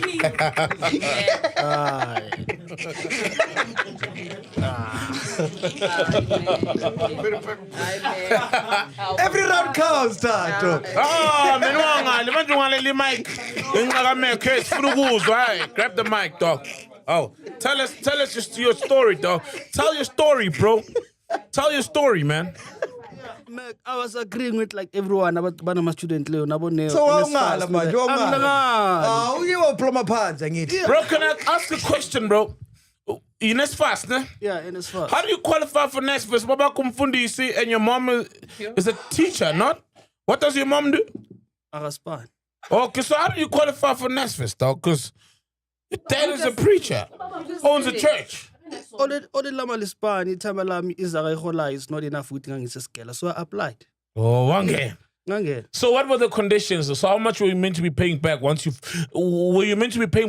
got work, or paying back immediately after qualifying? What were the terms? I'm trying to find out how practical are the terms of repayment. Is it 100% or maybe a portion? And how much was expected of you to pay? On Saturday, yeah. So yeah, NSFAS, right? As a student, you're supposed to be paying it back when you have employment. Yes. Right, but also we just spoke about youth unemployment, and most of those people are from university. So I think the matter here is, I see you paying back as a student. The problem is that the government is trying to criminalize poverty, basically, because now you're saying that these people have to be blacklisted, but they don't have employment. Which money are they going to use to pay back NSFAS? So is the government not saying we're blacklisting those who are working? Because remember, you gotta, like you said, you gotta start paying once you start working. But- So if you're not unemployed, Yes. don't they leave you alone to say, oh, okay, let's give them grace? No, they don't do that. Oh. Every student is getting a call from they even take you to the lawyers every time. Understand? Every student- yes. Every ex-student gets a call that, you are owing this much money. How can we, pay that? So it doesn't matter that you're working or not. That now they're saying that you were a student, you were given a loan, you have to pay it back. But the agreement was I'm gonna pay it back when I start working. So why are you calling me and I'm telling you I'm not working? But also the problem is, there was a thing that this has to be scrapped out. Hence, in 2017, the president said that there's going to be free education. That was Zuma. Remember, Zuma. in his Right? last days, Yeah, but now- Zuma made that yes, declaration. as a head of state, you're promising people that. So people already know that this is what we fought for. So basically, we can't pay for NSFAS anymore. Understand? So now, if the government comes back and says that you're still owing 100,000 rands to pay back, that's another issue as well. And also, we're in this situation where youth don't have employment. And it's not their fault. It's partly the government's fault. So have you guys been able to pay back your NSFAS loans? Wow. How much are you guys still owing? Okay, but why haven't you guys been making the repayments? Hold on. Because you guys are earning something. I mean, also the problem, listen, I don't think it's about paying back, man. Also, this is a problem. Look, if you're not even paying the university, already there's stuff that you're not getting. you can't get your transcript from the university. You can't get your qualification from the university because Yes. you're owing the university. Yes. they So were now it told. means that already hinders you to seek for employment because you don't have anything to show that I have a qualification. So now the government is adding another thing, another problem to that as well. So I don't know. That's actually a problem. So you guys, Come to think about it, none of you guys sent your qualifications, eh? Ufuna ama qualification manje. Others abaholi. so how much are you guys meant to be paying? Bathi bafune yakho kuqala. Yeah, as a founder. Yeah, business management. Something nje of concrete. Ekhombisayo ukuthi uyiboss. So how much are you meant to be paying a month? No, I'm no, always curious. How much is the listen, NSFAS you have doing? to pay the money that you are owing. So you can make you can make an arrangement. So you can say I can afford 500. Yeah, this is what I can afford to pay. So why are even though those who are employed? I know there's black tax supporting of families. Why even those who are not no, there are employed people are paying. not pay? Oh yeah. But now we're in a state that there's huge unemployment rate of those people who have degrees and they don't have money to do that. So how come you guys haven't paid your loan back? Yeah, I'm that's what I'm trying to I'm ask. still paying, but we You're haven't still covered paying. it. You haven't covered it. Oh, so yeah. Oh, he's looking at smoke. These niggas are not paying. Bro. These niggas are not paying. Now I'm paying because I was contacted by the lawyers. And I think it's the right thing for those who said, yes, I'm taking up a loan. We all agree that the education should be free. Are you saying that we have to pay? We can't get away with? But no, Education. you just said Yes. you make arrangements. Okay. Once you work and say, I'll pay 700. Yes, I may be earning 40, 45K, but guess what? I've got all these things. I've got a household to maintain. I've got kids to pay for. I've got my cousin that I'm putting through school. So I can't afford 3,000-4,000. I'll pay 700. I think that's a fair thing to do if you are employed. If you are not That's fair. working, what loan can you pay? Of course, that's fair. But now are we saying that because now if the students are gonna be blacklisted, it means that if you're gonna go to a field of finance, or I know that finance, when you seek a job there in finance, they actually check your the background. clearance, yes. it So fucks you up. if It you're already fucks you up. blacklisted, it means that you can't get a Yes. job. It fucks you up. Yeah. So what happens there? Because you can't get a job because you're blacklisted. Yo, that's ain't fair. So how do That's you work true. around that? Nah, No. that's not fair. Yeah, that is messed up. So what are you saying? Are you saying that the guys who are working should be allowed not to pay without No. consequences? I'm No, saying it needs to be people, scrapped. Yes. No. Okay. Okay, But- yeah, true though. Yes. They It has did to be scrapped, raise guys. a point that why Yes. are we bailing out AMA, SAA, which we all know those are stolen monies. The companies are failing because monies are being stolen. Because South Africans do want to fly all over. We've got families in Cape Town that I want to see in 2 hours, not in 24 hours of driving, right? Yet they get bailed out. ESCOM gets bailed out. All these people get bailed out, and these are comrades that are stealing the money. Yet these are just kids who wanted a better life for themselves. And sometimes times get tough. In In a a way, spice. even the 700 is difficult to afford. Yeah, ITC is a bit too harsh because why don't we bail them out? Can I ask a question? For instance, in SFAS, is it not powered by tax that people are paying? Yeah. So the same tax It's that money from also the funds treasury in the government, somehow. your hospitals. It's not like people, just because you had a surgery, now you have to pay back. And it will be covered by the government hospital. Whatever, if you medication, it's not like you owe. It's so the same way students get taxi, because that's money coming from people who are working. So it's not like it's money that was borrowed. You understand? That now has to be paid back. So why can't they apply the same ways how That would we be get free it? education. Yeah, free education. Pretty much, yeah. In SFAS, it's just it's a privilege Yeah, because for those who are poor. Yeah, because in a third world country or developing country to, burden kids who are getting a degree and they're the first one in their family getting this degree. And the first job they get, chances are they're underpaid. Exactly. And then need to support the entire family Family, and bring everybody up and empower others through paying tuition and school fees for others, and then still expect them. We need to then have a relook at the whole model. Do you know that of I never loaning. got my qualification for when I finished AAA, because obviously I didn't Advertising. Yeah, my parents had not paid the full fees, so I didn't get the certificate itself. Yes, I graduated, but I just got a clear piece of paper just to say A clear piece of paper. Yeah, it was Clear. just a mock-up. Yeah, yeah. But So you you get a clear piece of paper. Yeah, it's just a mock-up. Yeah, statements. So you'd be going up on stage to collect. You see how people, you're there taking a picture. It's not a diploma. It's not a degree. Yeah, diploma. it's a statement. Oh, it's just rolled up. Yeah, and then rolled up to look like it's your certificate. So it's symbolic. It's symbolic. Yes, you've graduated. You've yes, graduated, you finished, yes. You passed, but But it's a scholar. yeah, but you are scholar'd. Oh, So I never even went back to go. I think I was owing So about... you owe AAA. Mm-hmm. I'm like 20K. Okay, sister didn't move a part. Ha, Mazongilanda. Yeah, Sister, nah, we'll Mazongilanda. protect your name. They don't know who you are.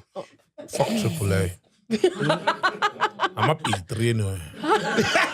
What do they know? They won't even get it. I'm a P3.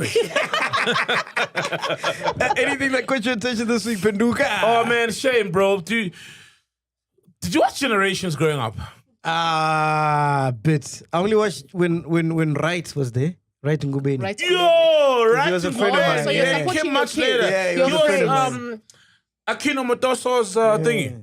That Speaking of nigga- Akino Motoso, shut up, bro. That nigga bought a hammer when we were 18, 19, dog. For real. That nigga was like, what the I'm sure now he's driving a Rolls Royce Cullinan or something then. You, a hammer at 18. No, that's fair. No, is that not fair? Hey, life happens, bro. Yeah. Oh, what do you mean? What do you I mean by kulanga that? penny generation. Wait, what do you mean by that? He works on What You Love. No, but he's doing well, man. He's doing well. Yeah, right. He's still like doing No, well. no, He's he the does a man. lot He's of still shows. his own man. He's still Yeah, good. He's not. he does shows for showing us Netflix. capital cards. He's not showing us capital. Yeah, he's not showing us capital cards. He's doing well, man. And He will also, say, some "Hold- people hold my buy these beer." expensive cars young, and then maybe grow up to realize, oh man, I've been wasting money on just these. Bro, when expensive cars. when we used to go to the Rand show and Wright would pitch up, dog, forget all the girls. Yeah, would- right. Yeah, the girls. the girls He's wanted a him, girls. bro. He's a girls guy, bro. Ladies bro. man. Hey, Yeah, he's a handsome dude, bro. Like he's a good looking dude. would have he's to be taking like, care of hey, himself. remember me? I'm on crazy. He's got a hot sister. Oh, but he has a beautiful sister. But remember, he had a beautiful, very beautiful, also on camera. She got married and what's that name? she used to be a presenter or actress. Forgot her name. How do we? Yeah, that's the that's the one. Yeah, Who's this? Look at that. Is that his sister? Yeah, He's got a sister. Yeah, No, it's not her. No. that's her. Come, God, it's her in the black and white. Come on, man. Wow. That is her. I don't know. Manguba. How do we end up speaking about Wright? Saul. Oh, Generations. Generations, Yeah, yes. so remember Ntiki Lukele. Oh, yes. Kelly. Yes. He's like, How? We will Okay. protect your name to death to us apart. Oh, I just said that. Oh, shit. Eh, Saul. What happened? Unsiki unjani? Yeah, Shay, man. Pamela Nomvete, iconic South African actress. Pamela. Nomvete, yeah, Pamela. Yes. So she was born. Oh, man, I had a crush on her growing up. I remember in my adult life inboxing her that I had a crush on her. Man, what was I doing? Kadopis wena. Yeah, nah, but look at her in the, like when she was in Tiki Lukele, bro. I don't know, man. For me, that's beauty.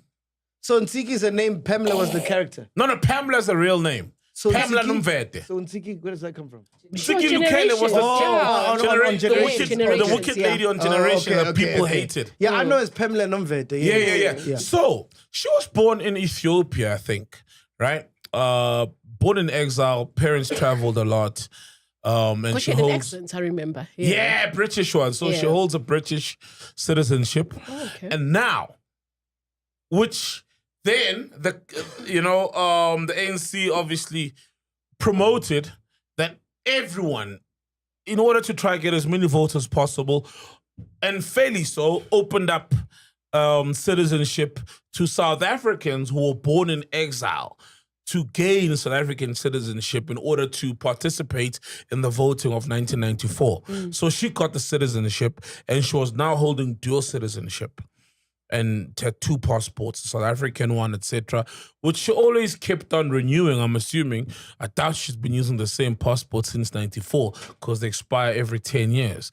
So now she can't come back home because she's struggling to get her citizenship or her South African passport. So the law states that she needs to. So I don't know how she's been renewing her citizenship. I mean, her passport. But now she can't get a new passport.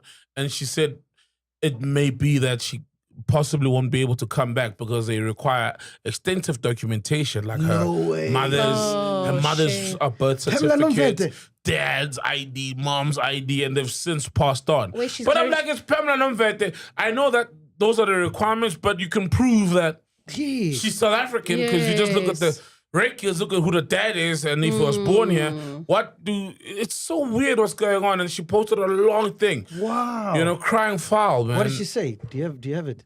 Do I have it? Yeah, let's see what you said. Oh man, do I have it? Okay, hold on. Yeah, because I've seen her on some UK series. So she was doing some stuff in the UK. Oh yeah, she's living there. She's a UK citizen. Yeah. Hold on, I'll find it. She's amazing, by the way. Oh, she's incredible. What a thespian, bro. She's so talented. Does it have it there? What? Okay, I got it. I found it. Yeah, you're gonna read it? Yeah, read it. Who are these people? Hold on. This photo. Yes. So she posted. Tabang, I'm gonna send it to you now. Hold on, guys. Let me just send it to Tabang quickly before I forget. No, I almost shared it to my story. But at least she's in the UK. Imagine she was stuck in Kenya, bro. Yes, what Kenya. Yeah, so she posted a picture. It's her and a white lady on stage in a theater. This photo is when I performed at the Market Theatre, possibly for the last time. I'm sitting here feeling despondent and in pain. 1994, I went to my ancestral land, South Africa, having been born in exile and acquired my South African citizenship so I could vote for a black majority government. The South African government welcomed us exiles, happy for us to hold dual citizenship. This year, my South African passport expired, and now I'm trying to renew it. I'm literally being told all over again, meaning this has happened before, to prove my South African citizenship and produce my late parents' documents, namely their birth certificates and ID documents. Wow. My parents are now on the ancestral plane, so I'm unable to get these papers from them. As a result, I cannot travel to my ancestral home because I'm unable to produce evidence of that. Surely, from 1994, the Home Office, Home Affairs, should have this on record. I went through hell and high water to produce this very evidence back then, meaning she did produce it. I can't even travel on just my British passport because I have dual citizenship, and therefore I have both passports valid in order to travel. Meaning most countries say you're dual citizenship, so we need both your passports. You know, even if she's trying to go to Mogadishu in Ethiopia or Somalia, I can't help wondering if Spike Lee, who has no immediate links to South Africa, if he applied for a passport, would they give him this runaround? I doubt it. He would most likely be met by Cyril Ramaphosa on a red carpet. I'm heartbroken, but shall still fight to get my passport and be recognized as a dual citizen, South Africa, Brit-born in Ethiopia. Surely the world should be our playground. Once an exile, always an exile. I'm sorry, but I had to vent. Oh, that last line is... Yeah, man. Sorry. Mam Nomvete. No, bring back Pamela, man. Yeah, bring back Pamela, man. She's an icon, and we know she's South African. Yeah. I mean, I'm not saying... Well, I am saying that the processes should be flouted. Because, I mean, we know she's South African. Yeah, she's very deserving. How many celebrities we know she's South African. How many celebrities have dual citizenship? I'm not sure. I know Major League has. Oh, yeah, how? Were they born out of the country? They were born in America, eh? Yeah. Oh, yeah, and I know their parents are like diplomats. The LES, I think the LES has as well. Yeah. His dad worked for, I think, a computer company in America or something. Or his mom or someone is one of his parents. But that must be nice, dual citizenship. Yo. Yeah, can you imagine, bro? You enjoy benefits, you know? Yo. So many benefits. Hey. Anyway. What else you got for us, Ghost Lady? Are you done? We got to do citizenship to the hood. Yeah? You don't even go to the hood, man. You don't even use your dual citizenship, man.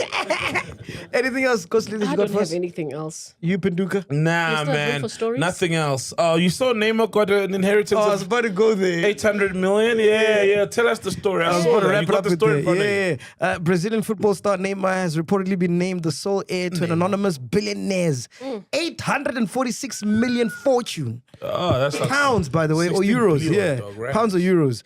Despite never meeting the benefactor, the will was formalized on the 12th of June in the presence of two witnesses. Reportedly, the deceased investor felt a deep personal connection with Neymar, particularly due to the player's relationship with his father, which mirrored his own experience. So this guy didn't leave it to his kids, his wife, nothing. Neymar, a guy he's never met. So I don't get it because he admires Neymar's relationship with his dad, which is a great relationship. And I know, man, I don't like telling people what to do with their money, but some decisions are stupid, like that one. Because why doesn't he then donate the money? It'll obviously get charged, some of it, but still go, some of it will still go to good use. Towards kids, maybe don't have parents. Maybe don't enjoy the relationship that Neymar's dad-son relationship reminds him of his. Because my thing is, is rich already. Oh, Neymar's and Neymar balling, blows his money on partying and expensive clothes and expensive cars. Like, it's not like it's going to go towards some good. It'll go towards his life. Have you seen where he stays, bro? No, but I know he's very like flamboyant and he loves the flesh. Yeah, maybe call it a mon. I'm proud of it then. Oh, call it a mon. Yeah, I'm proud of this kind of mon. Yes, because and look, I don't judge how he spends his money. That's Neymar's money that he's worked for. But how he spends it. You are judging the billionaire's money. Hold Where it's on. going. No. I don't judge how our Neymar spends his money. If he spends it recklessly, it's his money. But now I'm judging the guy who's donating billions to the guy who spends his money recklessly. Is that not a fair judgment? Hold on, man. If somebody burns their money, is that not a fair judgment to say that is a stupid way of spending your money? No? So he's donating his money, which is billions of rands, to a dude who spends his money partying and for his family and living lavishly. Is that not a fair judgment?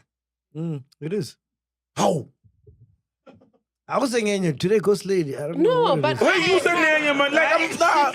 Like no more, but rightfully so. I'm not like Messi. I name. Why am I calling him Messi? Because he spends his money in a messy way anyway.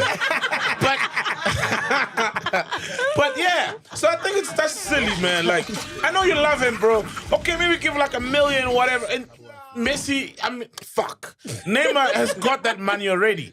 Like, Go to it's just YouTube, silly, man. Google Neymar's house.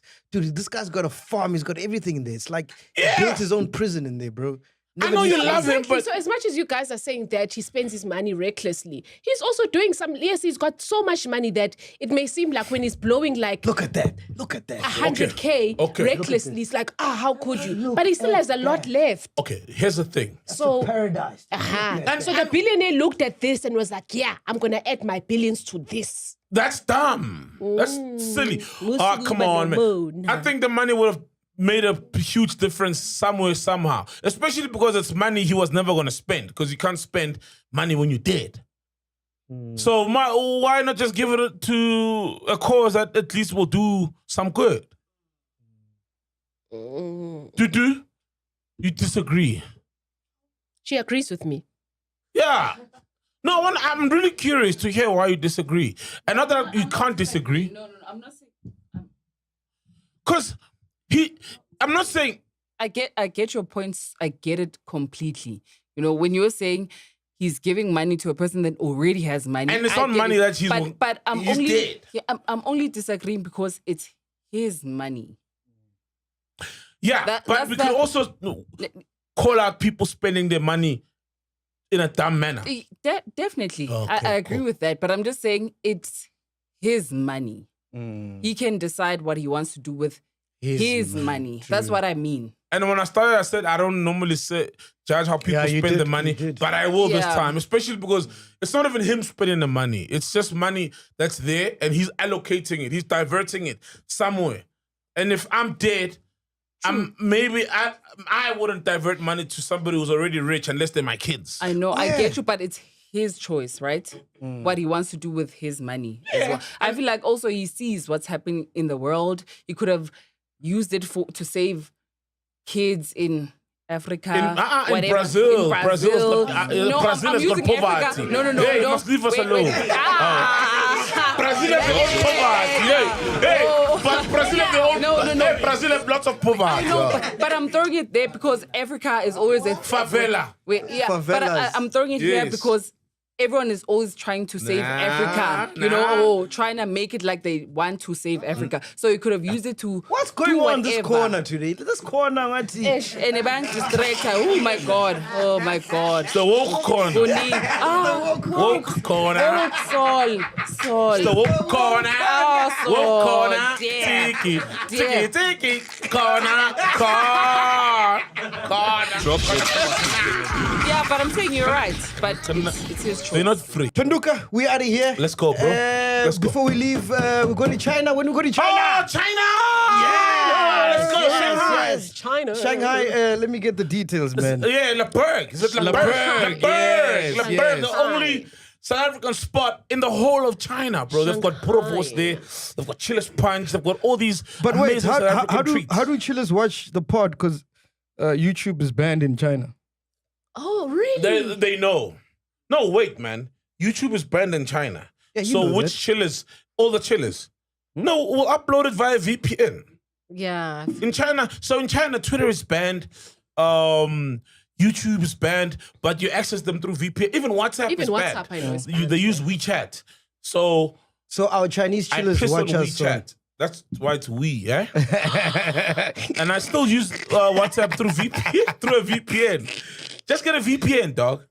So the ones that watch us in China now, they're using VPN. Yeah. Right now they're using South Africans in China live like South Africans on their phone through VPNs. So it's like anonymous browsing, which redirects your IP address to somewhere else in the world. I heard there's some Chinese chillers who buy Chiller's Punch and then resell it that side. Oh, For, like, very more. clever. Oh, Very yeah, that's clever because of the Very demand, clever. you see, and the lack of a supply. That's so dope. for high exorbitant prices, of course. So we're out at Leberg, Shanghai. Presents Podcast and Chill on the 2nd of October.